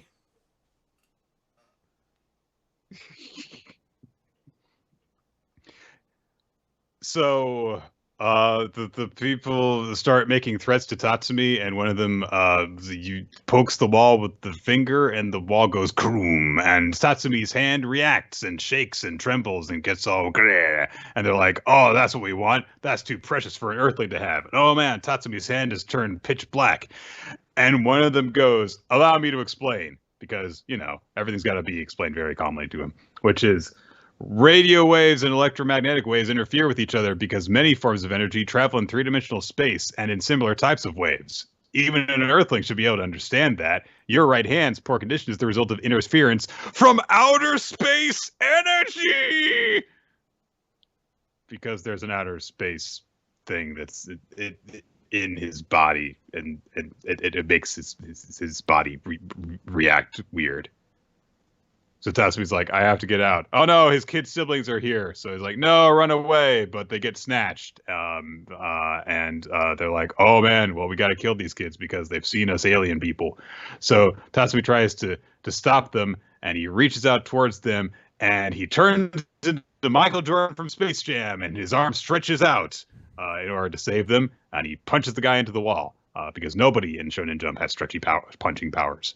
But he knocks the guy through the door and into the parking lot outside, and he ricochets between doors and a wall. And then Tatsumi's arm goes back to him, and he's like, "What's going on?" And the other alien guy calls him a foul monkey. You made the gum fruit. You're made of rubber. Yep. So Tatsumi gets slapped, and the alien guy is like, "How dare you! I'm going to kill all of you!" And Tatsumi's kid siblings start to collapse under his hockey. And Tatsumi's like, you've got to run away. But instead, his little brother walks over to him and looks ugly and crying near him. And Tatsumi's like, I've got to protect my siblings. Right hand. I know you see this and you're like, stupid kid, I hate his face. It did make me a little emotional at this little kid's like, I just don't want to leave you. Like, it was like, oh, I could see that. I just think he's ugly, but okay. So Tatsumi's like, oh, if my right hand does the thing again, then I could fight this guy off. But the guy says, it's technology. A monkey begging won't make it work. You fool! And the scarred cop guy from before shows up, and he's got a cane that he tases the alien guy with, and then he hooks him with the grip of the cane and pins him to the ground, and then he's got a rubber band which turns into bonds because it's space tech.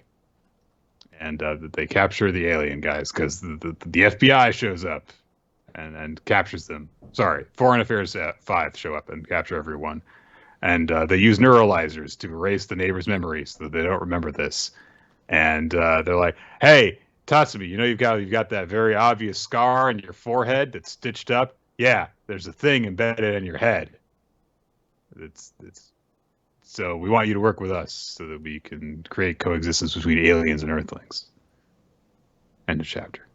Yeah, you described it. I don't have a ton of thoughts on this series right now. Mm-hmm. I won't say it's bad.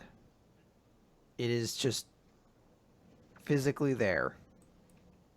And sometimes maybe that's all you need. Maybe this series gets amazing, like 10 chapters in.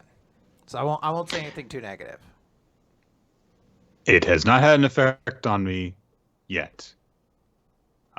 Except that, God, Tatsumi's siblings look hideous and so weird. So if you're supposed to, I think that's part of the reason why this didn't really work for me, is that I was like, I don't feel any sense of actual care that these weird looking children are in danger. So, but yeah, it is there. I agree. We'll see if it gets better. All right. Blue Box. It's chapter 55.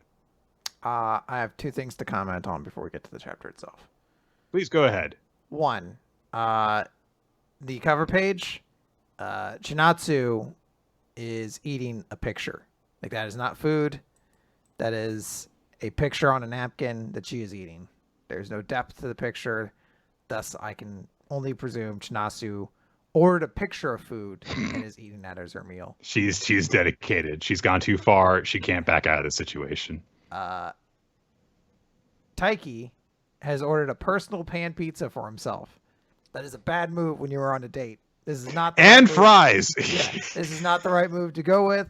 I'm going to tell you right now, you are going to regret he already seems to be regretting this decision. So I'm just saying, this was the poor decisions were made all over this meal with everybody involved. That's a lot of carbs he must be eating too. It's too many. I know he has to refuel, growing boy, all that, but I'm just saying, this is the girl you like. You're not going to win her over by eating the whole fucking personal pan pizza by yourself. It's like, all right, Shinashi, you want to go somewhere? I'm so bloated. I'm so gassy. I shouldn't have eaten what I tell you I like you. I shouldn't have eaten what I assume is just a splattering of cheese and maybe pineapple pizza? ? I don't think it's that kind of pizza, but yeah. I don't think it is either, but trying to think of it. What are you going to do? All right, let's get to the chapter itself. Yeah. Yusa showed up for the practice match, and the people are observing him. He is clearly very, very skilled. He walks off while people are observing him, and his weird senpai talks to him. He's like, hey, in the game you were playing just now, you could have stopped him from getting even 5 points. See, when you returned with a cut in the latter half, instead, I would have smashed it. And Yusa just doesn't listen to him, just walks past him, slumps against the wall, and goes to sleep while he's in the middle of talking to him. Yeah. And he's very dismissive of what his senpai's trying to tell him, basically. Yeah, so it's pretty cool. And he's like, look, I can't listen to you. I'm focused on trying to take on that guy. And of course, he's observing Haru. So they're like, yeah, I mean, he did go to nationals, I guess. But Yusa says, yeah, he aims for the absolute worst spots. So he's fun to go up against, which his senpai does not understand at all. Which, I mean, there are two different types of people, clearly. So, instead, Yusa is going up against Taiki. And so they take the court against each other. Taiki's looking very, very subdued. And he just thinks back over all the stuff that he's been through recently, but also about how badly Yusa beat him in their previous match. But he gets set, he smacks his racket, and he says, all right, may the best man win. And Yusa's just like, all right, good luck. We pan out to where Hina is up on the railing. I'm not sure what you would call that. Is it a balcony? I don't know if it would be called a balcony. It's that pathway that runs along the outside of the gym. Yeah, it's the walkway on a second level kind of shit. I didn't So, grow up at a fancy enough school to have one of these, so. One time it was raining outside when we were doing the run because like if you have a physical education class. The shuttlecock? No. It was just at the gym. I can't remember if this was a national requirement or just like a state requirement or what, but if you were in any form of physical education class, they would have you run a mile at the start of the class, and then you had to run the mile later. And it was like, and if you improve, then the physical education class is doing its job. Burr, burr, burr. But they had us run it one time indoors along this walkway in the gym instead of outside because it was raining outside. And it was terrible because like you couldn't actually run as fast as you wanted to go because there wasn't enough room for you to really run effectively. And also every time that you reached a corner and had to turn, you had to slow down because you would hit the wall and there wasn't a gradual turn. So everyone did like their worst times doing that. And it's like, this was clearly a bad idea for you to do this. Someone's like, yeah, but I'm doing something next week, so I can't reschedule it. Look, I'm underpaid as a teacher, and on top of that, I'm teaching sports education as a high school teacher. Like, screw you. Some people love it. I don't know. Hey, I'm glad for the people who are, but I do wish that they were compensated better. So I agree. So anyway, in the series itself, they're up on the walkway, Hina and her friend. I don't even know if we've ever been introduced to this character, honestly. But anyway, Hina has come to watch Taiki play, but instead she's just in the corner with her head hidden behind the curtain of the window, as if she could possibly be spotted by anyone in the position she's in anyway. And her friend's like, "Hey, come on! You said you were going to cheer him on, right?" And Hina said, "No, I said I'd come watch. I didn't say I'd cheer him on." Uh, but her friend says like, "Hey, come on! This is Taiki's revenge match against the guy who beat him at the prefectural qualifiers, right?" And he was like, "Yeah, well, but I don't want to see Taiki like that, and I didn't know what to say to him back then when he lost." And her friend's like, "Why are you saying he's going to lose this time too?" And he was like, "I'm not saying he's going to lose." So her friend's like, "Hey, they've started, and look, you don't have to worry about what you're going to actually say to Taiki. Why don't you just watch for your own sake?" So Hina pauses for a bit and then decides to make her way back over to the edge of the walkway so that she can watch Taiki's match. But she still doesn't want to be seen while she's doing this, so she army crawls over to the railing to watch it because she's a big old dork. And Taiki starts to get into it. Rather, Hina starts to get into it as she's watching Taiki, but she notices that someone else is watching. It's Chinatsu, and she's watching the competition with Nagisa, I think is her name, her friend from basketball. So they're watching this, and as they're going about it, Nagisa's like, "Hey, look, I'm sorry if this is improper, but were you with him on your birthday? Because I'm sure, like, when we were on the phone, that I heard a guy's voice for a brief second. So, are you guys dating? Come on!" And Chinatsu's like, "I'm staying with his family while I'm, separate from my family because our moms are old friends." And she just gives, the brief, explanation. And she's like, and so Nagisa turns to her and puts her hands on Chinatsu's shoulders and says, "Are you freaking stupid? You're living with a guy your own age? What if something happened?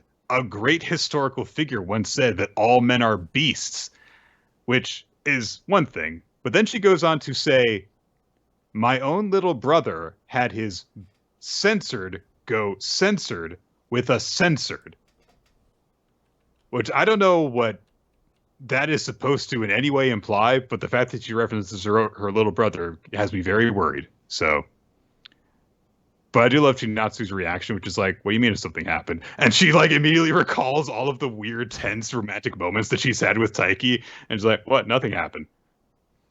I like that there's a very distinct, like it's like, what do you mean? Nothing happened.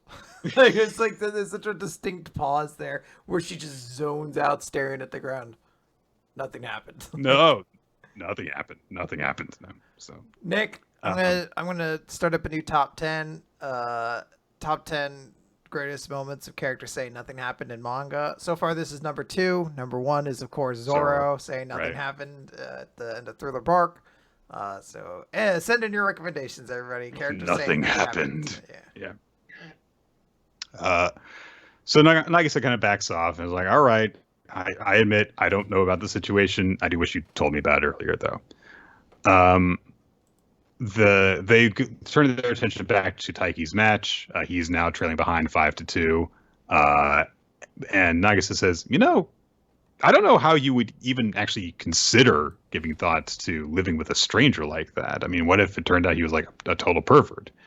And Chinatsu's quiet for a minute, but then she looks at Taiki and she just says, "Well, it's not like he was a total stranger," which is one of the first times I can remember them actually calling back to their interaction in the first chapter before the premise of the series was laid out. But yeah, that's where we close out for this week.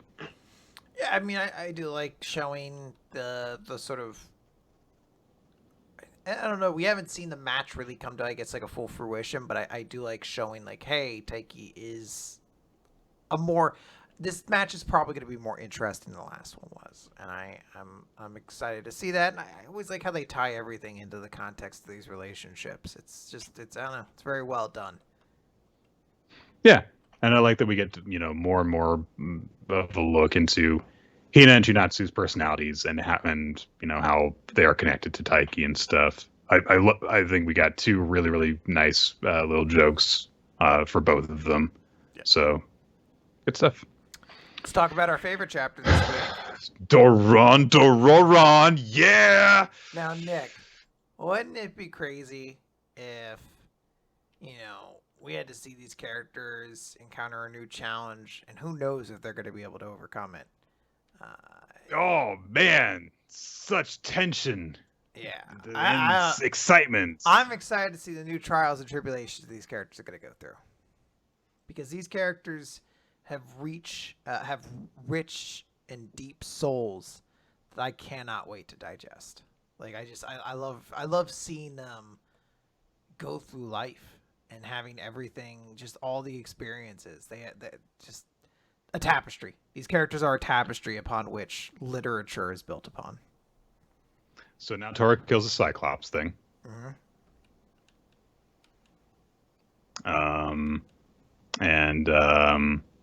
Does she kill it? I don't even remember if she actually finishes it off in this or not. She's having fun. They both kill a Cyclops at the end of the chapter. Okay. She's fighting a Cyclops thing. She gets sprayed with water, so her wild hair is flattened down, and she goes, tee hee hee, this is fun. Dora is fighting a Cyclops thing, and its armor is really tough, so Kusanagi has to pull him away so that they can regroup. And Dosan is observing them and is going, hee hee hee. And then Kusanagi and Dora are like, we have to find its weak spot. And they go, it's its eyes, which is weird because it has one eye. So I don't know why they say plural eyes.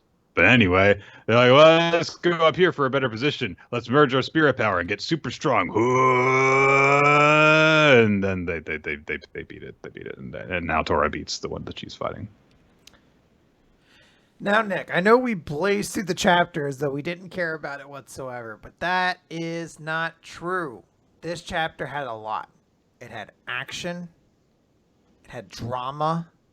It had suspense. It had character building. It had puppies. It had puppies. It had antagonists. Nick. It did factually have antagonists. Yes. All these things it did have. Like, when we come to the end of this series, we're going to look back and be like, remember the Dosan arc? That was a good time. Everything sweet in Doron Dororon happened in the Dosan arc.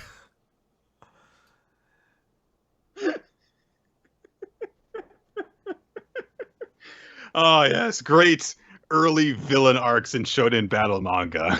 Everyone's gonna be Zabuza, Grand Fisher, Dosan. Everyone loved him. Ninja brings up a great point. They established that the Cyclops have a weakness that it's their eyes, and then don't use the eyes to defeat them. No, they just slice through them. They both just get stronger and kill them. We have to fight this smart. We have to attack the weakness, or we'll just be so much stronger than these things that we'll attack the strongest part of their bodies and kill them anyway. I want to retroactively go back to like 2016 or whenever Black Clover first came out and like apologize on its behalf, because like we shit all over that series when it came out, but like even I can look back and be like, that series was like, this man is it's so goddamn painful. I don't know. Ayashimon ended. That was sad, but I guess you don't care about that either. I was gonna say I'm preaching the wrong part. Did it have a satisfactory conclusion? Was it fun? Did everyone have a good time with it, at least at the end? Okay, yeah, all right. I've got a puzzle for you. Is this podcasters perpetuate particularly poetically phrased propaganda? Yes. Whatever that is. All right, here's the clue. Projectile Posse's Patty Prince, Phantasm Possessed. Finn Balor. That is absolutely correct. There we go. Bingo. Projectile Posse. I was like, this is an Irish boy. Did you get what Projectile Posse was? projectile. Oh, Bullet Club. There you go. There we go. And then I'm pretty happy with that one. Yeah, that's a good one. That's a very good one. Nailed that one. Got that one out of the way quickly too. Normally we struggle on that, but we just blazed straight through it. Well, we got a few more chapters to go through, so it's a good thing. Here's PPPPPP. I was trying to count the puzz. All right. Fa! It's chapter 35. Fa! So we see I don't know this character talking with Furusu. This is the character who just sort of like spontaneously showed up in the manga, had an emotional moment during the Rager arc, and has just kind of been present for stuff since then. I forget the character's name. I don't care. They are the Tristan of this series core group, and you're just like, sure, come along for the ride, I guess. Soon the sun will be up. So Furusu says that Lucky's mother has regained consciousness, but he's clearly still in a funk over this. He's clearly very distracted and worried about his mother. They kind of follow Lucky as he stands up and leaves the classroom that they're in, and they come across this crowd of people who are swarming around Fanta, who is outrageously tall, by the way. I don't know if we've stressed that enough in his previous appearances, because he is... These girls are only barely coming up to, like, his pecs, so he has to be over 6 feet tall easily. Yes. So... It is very interesting to me. These are septuplets with just astonishingly different genes. Like, all of them wildly different. Mm-hmm. And one of them looks like an old man for some reason. Everyone loves Don. So Fanta signs autographs for people, but he notices Lucky, and so he tries to make his way over to him. And they go and they talk in a music room. And Fanta says, like, all right, you came calling to me like some idiot as soon as I arrived in Japan. What do you want? And Lucky gets right to the point. He says, look, Mom had an episode. She regained consciousness, but she's mostly just sleeping now. You should go see her. And I know it's my fault that we had to live separately. I understand if you bear a grudge against me over it, but if you don't see her, he can't bring himself to say, what he's worried is going to happen. It's very clear. But Fanta just goes, how depressing. Come on. We're going to perform at a fun festive event. Dude, that's your mom. Dude. So he says, okay, well, how about this? If you win our competition, I'll go see her. So quit looking all depressed. Try to act like you're having fun at least.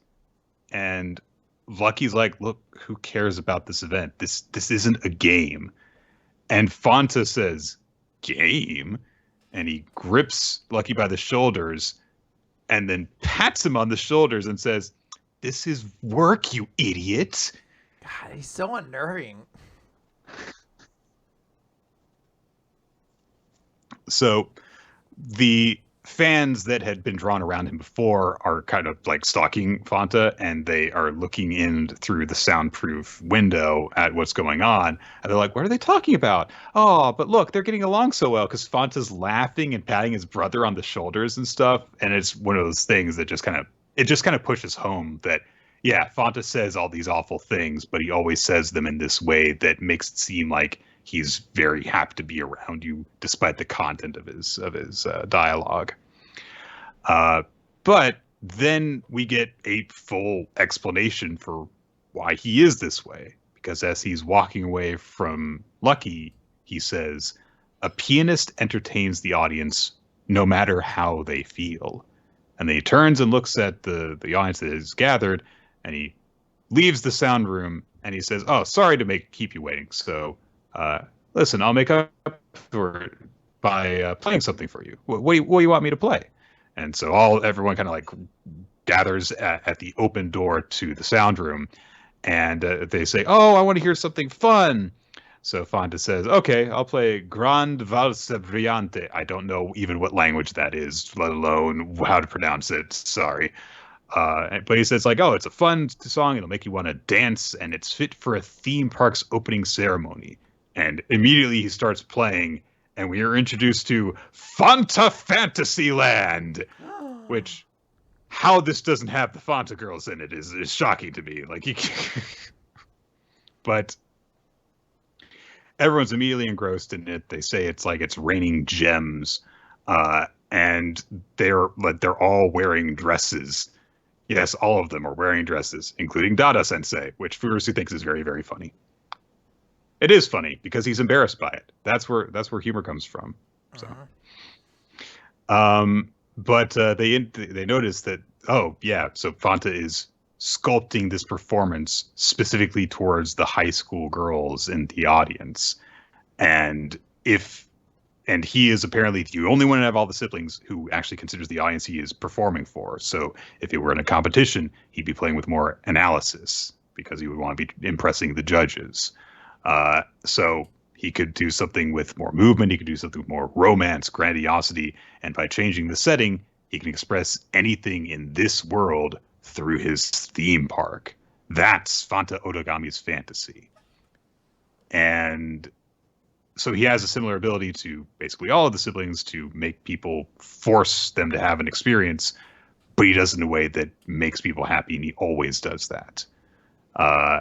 And Dada says that this is a good chance for Lucky because this will allow him to think about whether or not he wants to become a pianist. Yeah. A nice furthering of the introduction for Fanta, I think. So. Yeah, I think this was a great little exploration of Fanta's character. I even like the little detail of being like, oh, if he wanted to do it, it could be different, and showing how they would change slightly, like, oh, something with more movement. You see a roller coaster and something with romance. You're like, oh, wow, like a very cool way of like innovatively showing that like they could change it, but keep it all to the same theme of like Fanta creates amusement parks, and that all ties to his philosophy of like it is all about entertaining the people and all that. It just, I don't know, I like little touches like that, and just how everything feels like a very cohesive idea is being executed. Good stuff. All right. Yeah. Nick, let's talk about Mashle, Magic and Muscles. You look strong. I like that. Chapter 110, The Divine Visionaries and the Army of Evil. Evil. So the city was under attack, as the opening narrator says. And a giant demon thing is punching, be like, stay put, you damn tramp, so I can kill you. And we are reintroduced to Sophina Biblia, the knowledge cane, who says you should curb your vulgar tongue lest you regret your words. And we're introduced as well to Demi Arms, chief of the gargoyles. And then he's murdered because she writes words into him that basically tells him to like rip his own body apart. Well, he says a line. She takes in what he says and twists it around. Yeah, because he says you should tear off your limb. I should tear off your limbs and make shish kebab out of you.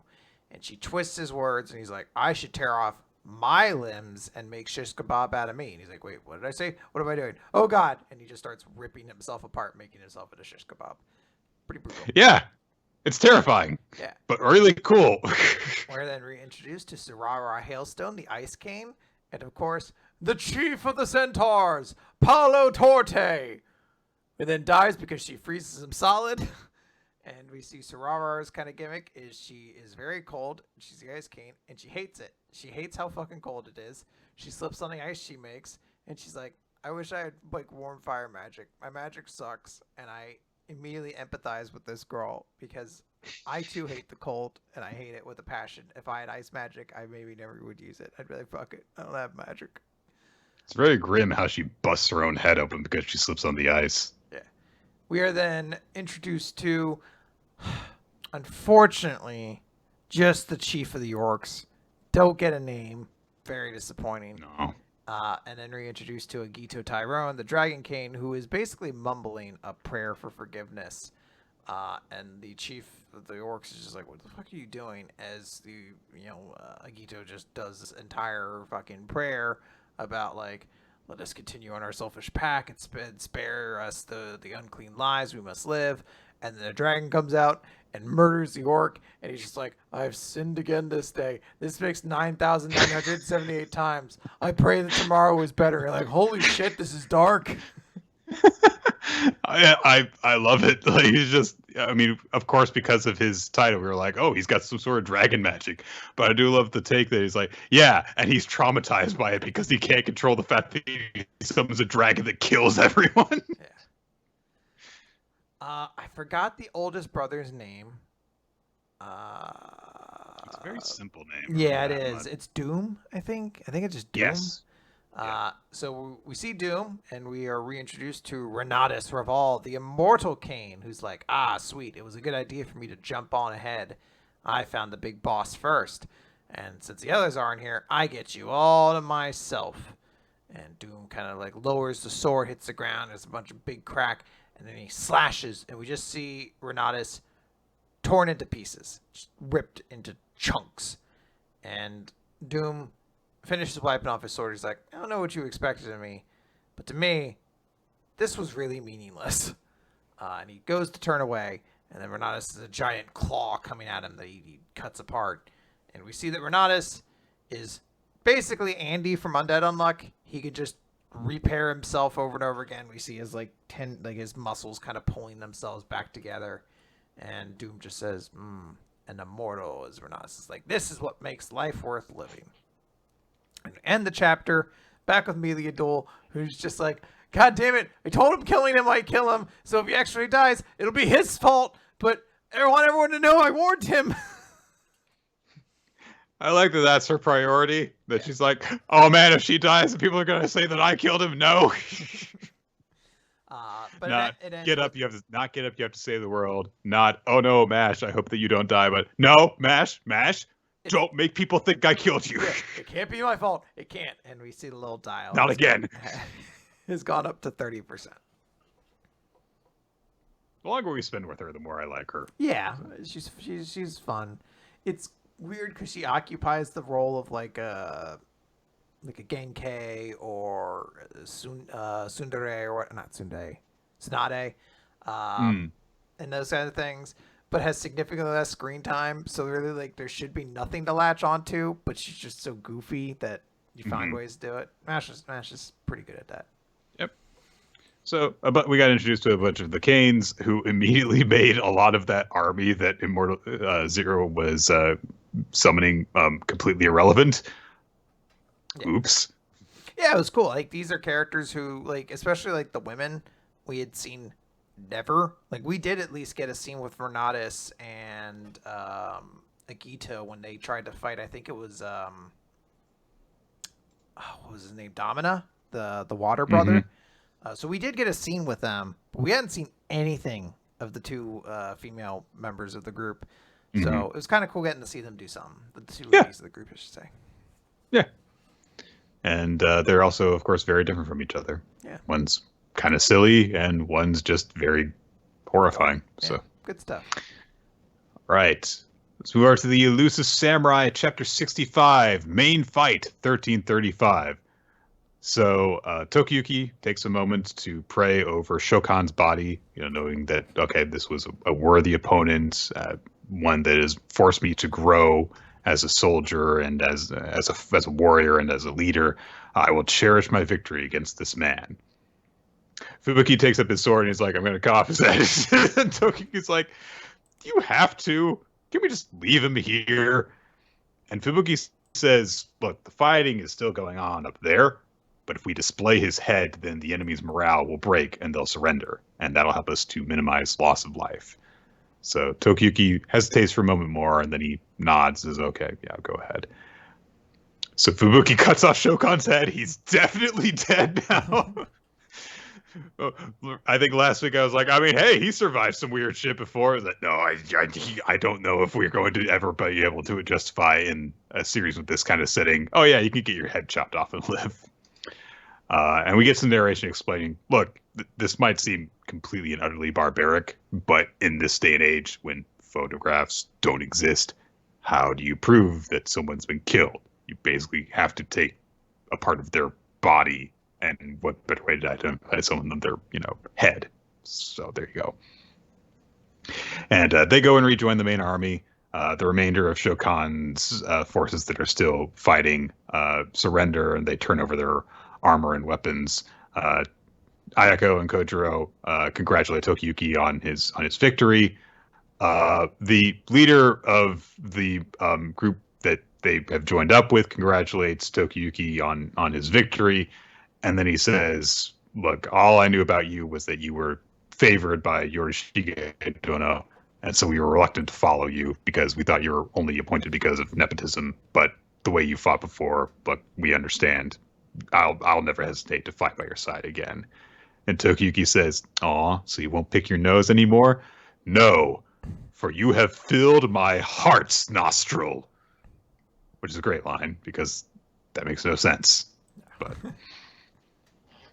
so from here, they're going to go and join Yorishige's main force. And we cut over to Sadamune, who has a message that was given to him by Shokan ahead of the battle, because with basically the instruction of, look, read this if my messenger hasn't arrived before sunrise. And so he opens up and reads it, and basically Shokan anticipated, okay, in this case, I've died in battle, which means you need to abandon the pincer formation and go join the Kakushi's forces.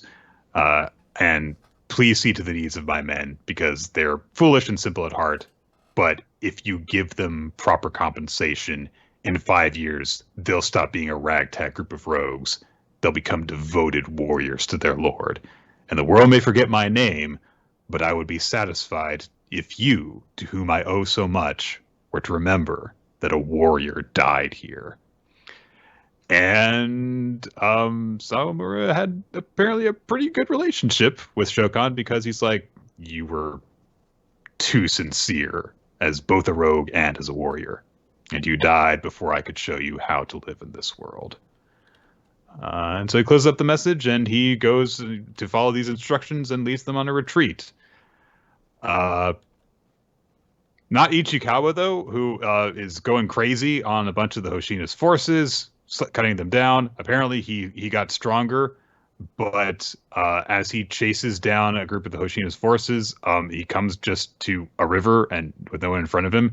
And it turns out that he has been led into an ambush, and the three generals have him cornered against the water, and big conflict erupts between all of their forces. Then we cut over to Yorishige's headquarters, where Tokiyuki's group rejoins him. They've got Shokan's head in a bag, a very handy, very decorative little bag. Uh-huh. And Yorishige's like, good job murdering that man. But hey, things went really well for them. But they point out that, of course, the main fight is still going on with, there's the Kokushi's fortifications and troops that they've got to deal with. Sadamune's troops are arrayed in a defensive formation.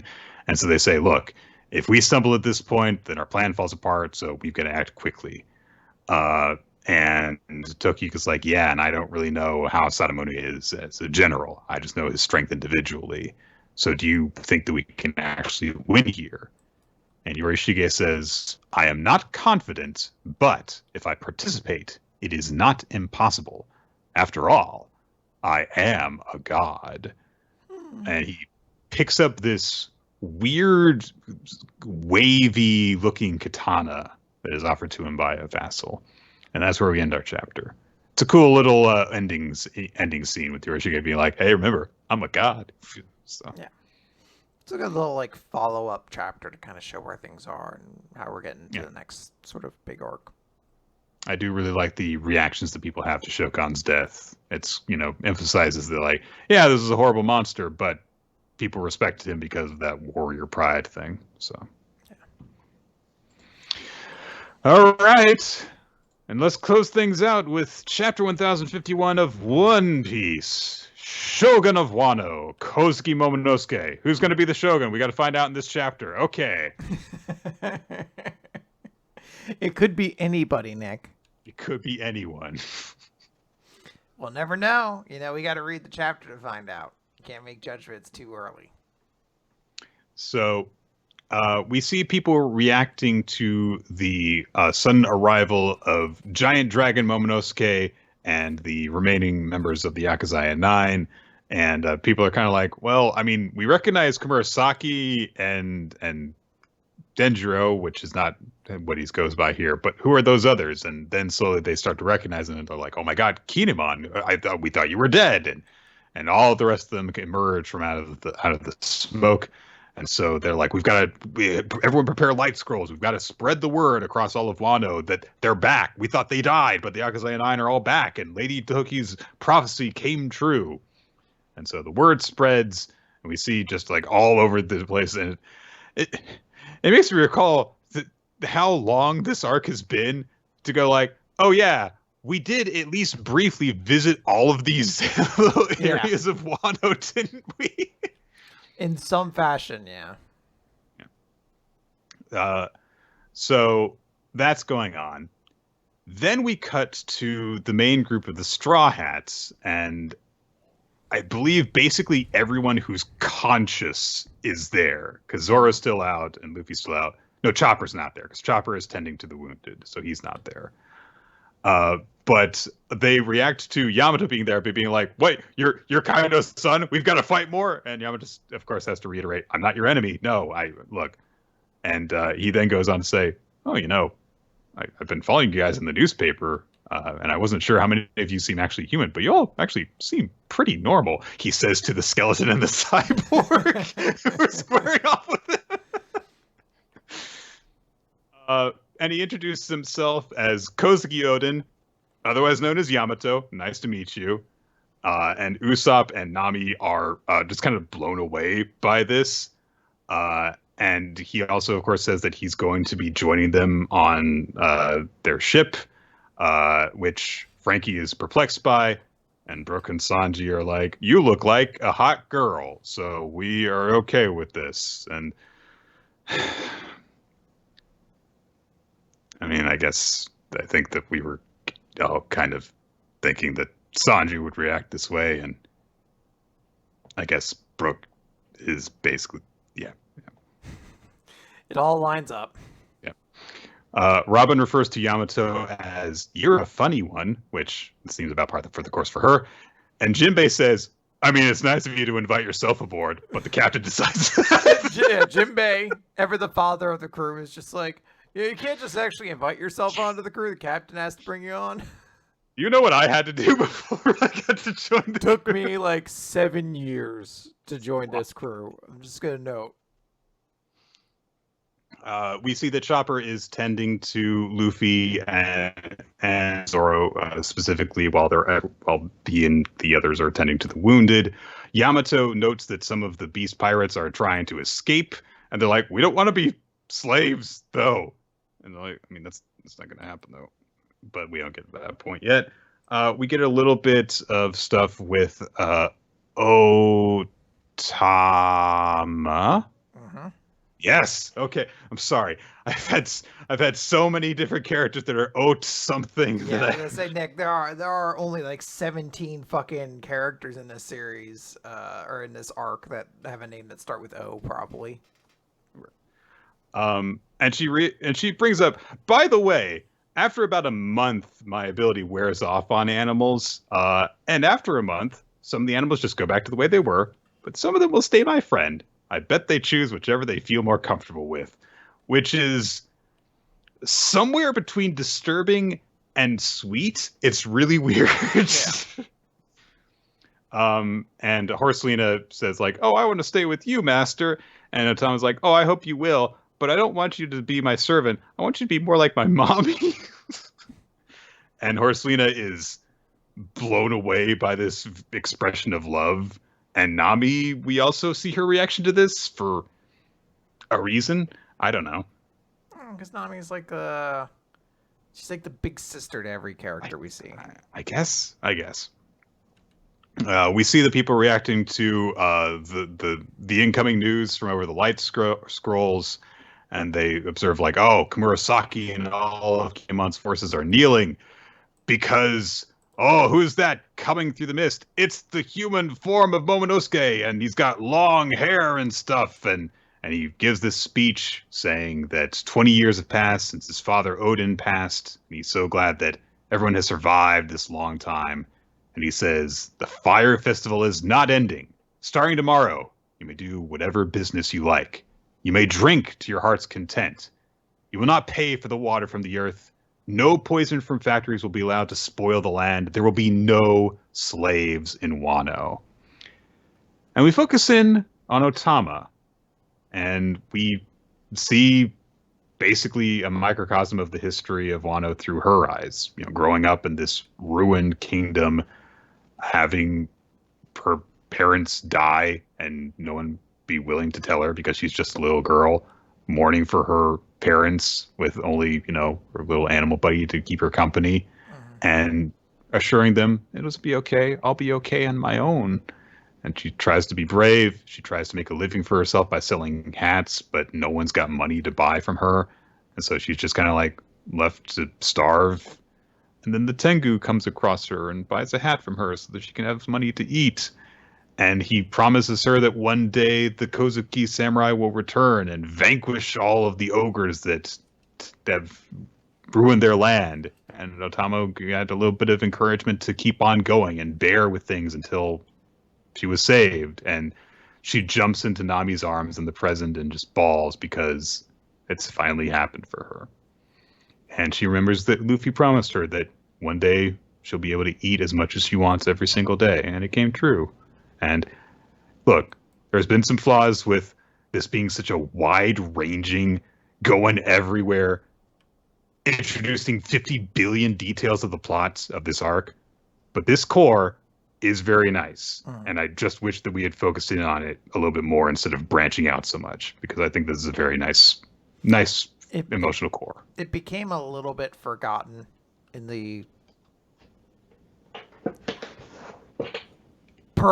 explosive girth of how many plot lines were in Wano, that I was like, oh yeah, at the heart of this was like the people of Wano aren't being fed, and Luffy was very upset by that. So it's nice to like full circle back into that. Yeah. Momonosuke's speech continues. He says that Kaido's threat is gone. Orochi's rule is over. I mean, Orochi better be fucking dead. He better be right. That'd be great. Like, cuts over to him. He's like, or am I? And he also says that they found strong allies at sea, and as part of the Ninja Pirate Mink Samurai Alliance, they led a raid on Onigashima, and the Animal Kingdom pirates have been defeated, and they're victorious. Hooray! And so everyone is shocked by this, and Momonosuke says, we can't forget the sacrifices of everyone who paved the way for this raid. And Momonosuke is kind of like, Kinemon, what do I say now? I don't know. I'm making this up as I go along. Kinemon's just, no, just keep going. Just keep on going. It's fine. Just keep on bullshitting. It's great. And Momonosuke remembers Luffy's tough love encouragement, and so he goes on to say that his father gave him a name that means invincible. And he says, under my rule, this parched, ruined land will turn into a paradise on Earth. Lend me your strength, and let's work toward this end together. I've traveled 20 years to save you all. From this day on, I, Kosuke Momonosuke, will lead the land of Wano. And we get a full reveal of his full appearance. That's the guy. He resembles Odin without being a copy, and I think that was actually pretty good on Oda's part as a character designer. And Cat Viper is brought to tears by this. In fact, basically all of the samurai in Kuromurasaki are, which, yeah, everyone's like, we've been through a lot of suffering and salvation's come. And Momonosuke silently promises as he stands there that to his mother that he'll keep his promise, and to his father, I will follow in your footsteps. And everyone gives a big old hip hip hooray, basically. And then we get narration saying, when the warrior at last sheathed his blade, the sky of the day to come danced with spinning, fluttering petals. This is the land of the samurai. Here under the night blossoms stands a handsome man of 8. Don't forget that. Momonosuke is 8 years old. Blessed with great dedication and mercy, a level of strength that can be forgiven, this is the birth of the man who would later be known around the world as the great shogun of Wano, Kozuki Momonosuke. Holy shit, we made it! We made it to the end of the Wano arc. It's not art. It's not done yet. You're very We close. made it to the climax of the Wano arc. We're in resolving action now. It is worth noting that there was big news that broke about One Piece, that we are going to get 2 more chapters. That One Piece is going to be going on a month-long hiatus. Oda is going to be using that time to do many things, promote the new movie, do some character design work for that. He's going to oversee the live-action Netflix One Piece version. He also just needs to rest because holy shit, he's doing way too much. And when he comes back, he is starting, quote unquote, the last arc of One Piece / Whatever saga. that means. I think we can all rest assured One Piece is probably going to run for another 5 years, so don't worry too much about that. But we are incoming on the last bit of One Piece. So we'll get a couple more chapters, and then I think it's on hiatus until like the end of July. What did you think of this chapter itself? I liked it. I liked Momonosuke's little speech. I shouldn't say a little speech. It feels degrading. I liked his speech. I like the way it wrapped up Otama into everything and gave her a closure. I like the little joke moment of Yamato being like, cool, I'm going to join your ship. And I really like Jinbei being like, you can't just devote yourself on. That's not how it works. Obviously, there's the little unfortunate part of Sanji and Brook, but we'll see how that develops in the long term. It was good. It's ultimately a nice sort of like all these kids are getting together or whatever. So I feel like this is the first part of One Piece in a little while where I'm like, yeah, I'm fully satisfied in what this does for the part of this story arc that it fulfills. Yeah. I think this was a satisfying conclusion, even though, like, I've already heard people in our Discord be like, I can't wait to like do like a reread on this because I did my reread. I think every arc ended up coming out better, but I can't even comprehend doing one right now. Like even contemplating, I'm just like, oh my god, it's just burnt out. It's like someone asking me like, hey, here's some soup. It's good. Can you eat 7 pounds of it? Like, I don't really. Oh God! I guess. Can I count the weight of the bowl? No. 7 pounds of it. You don't have to eat it in one day, but you do have to eat 7 pounds of the soup. And like, it's really good. They're like, it's very good. Sometimes you have to eat all of it. Some ingredients are better than others. Sometimes you get like a really good piece of chicken. Sometimes you're just eating some peas, and they're fine. They're fine. There's a lot of peas. I'm not gonna lie. There's more peas than chicken in this soup. And if you eat it at the pace you're eating it right now, it will take you 5 years to finish. Oh, you have to eat it every week. Yeah. You'll be very sick by the end of it. Oh yeah, I get that, but yes, maybe time will be kinder to this. Apparently, the anime has been kinder to this arc already. Yeah, people are constantly raving about the wonderful animation that is being done as part of this. So. Yeah, maybe if we consume it a little bit differently, maybe it'll be more exciting to us. But I forget the exact statistic I saw, but they're like, Shonen Jump has had successful manga enter into its lineup and end in the span of the Wano arc, and you're like, yeah, that's sometimes that's just how it be. Chainsaw Man entirely contained within that arc. Yeah. Whew. All right, that is the conclusion of the show. Favorite series and MVP time. Jiro. Is it Jiro and My Hero? Because Ninja put those both in. I'll think about the chapter, but okay. You go ahead. So I made a mention on this in the Discord that I read the chapters this week, and immediately after finishing, I was like, okay, so there's an answer to MVP. Like, there's just a clear-cut answer. And I even looked at it and I was like, this is maybe more of an obvious answer to me than even the Putakuge in it that week where you had like the Mad God's Roar. Anyone who didn't put Nico from Undead Unluck, I don't know what you read. I wish I could have seen the manga through your eyes where you were like, yeah, Yamato or Jiro or fucking whoever. Any answer that wasn't Nico is insane to me because that chapter was mind blowing. Like that, like no, that's the correct answer. Now, chapter of the week, I think you can go with a lot of different areas. I think I am just going to double up on Undead Unluck because I thought it was really, really cool. But yeah, Nico is the answer. I am going to go with Undead Unluck. Like I totally understand where you're coming from. It didn't have the same impact on me, but I mean, that's because it's me. So, I mean rather that it didn't have the same impact as what was going on with Jiro and My Hero Academia because it's me. But yes, you are absolutely 100% correct in terms of purely in terms of the chapter itself, what's going on. Like, I don't know freaking anything about Nico outside of what's been going on in the last couple of chapters. But this is, as a chapter in itself, remarkable. Like, what's going on, the concepts that are introduced, the fact that he is kicking Andy's ass up and down doing it. And not only doing that, not only beating him physically, beating him mentally by conjuring images of his dead friends who he had to turn against and kill.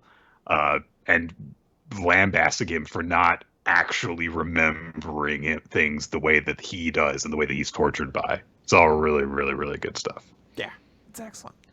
Excellent. The audience, by the way, picked One Piece as the chapter of the week and Nico, one character of the week as well. So good stuff. Good stuff. Yep. Okay. Let's bring it home. Yeah, guys, thank you for joining us here on Weekly Manga Recap. Twitch.tv/RoloT is where we record the show live on Wednesday evenings, usually starting around 7:30 Eastern time, but we sometimes do need to change things up. So to stay tuned on that, follow us on social media, Twitter, WMR Podcast, RoloT, and Nick F. Time for your two hosts.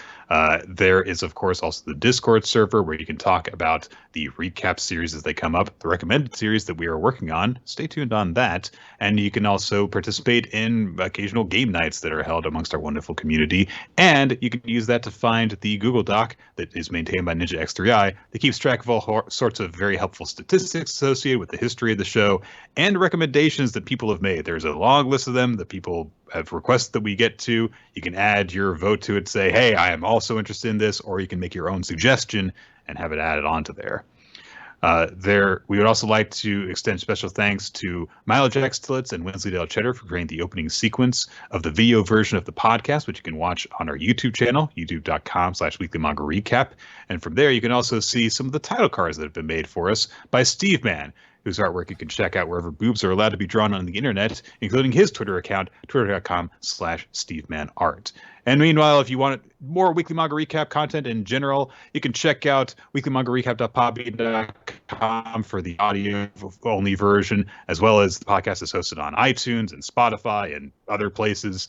And you can also, if you really, really, really, really want more Weekly Manga Recap content, we've got a Patreon, patreon.com/Weekly Manga Recap, which is updated with stuff like Monthly Other Recap, as explained by manga, commentaries, and just general weird, tangentially manga-related discussions that the two of us have. Yes. All right. I think that's going to wrap it up. But is it? Because it's time for me to name what we're going to talk about next time. Now, Nick, is it going to take us 3 months to read this manga? No, I hope not, because it's 11 chapters long. Hell yeah. You guys, as I mentioned at the top of the show, it is Pride Month. And so, oh fuck, I just realized I have the tab open on my other computer. So I have to vamp. So okay. So it's about pride. Now, what kind of pride is it about, Nick? Because there's a lot of different forms that pride could take. Or is it not about pride and its tie-in is actually that it's about a giant robot who fights for like trans rights or something like that? Because I would read that series. That sounds like an amazing series. Yeah, I wonder a giant if robot that punches bad guys.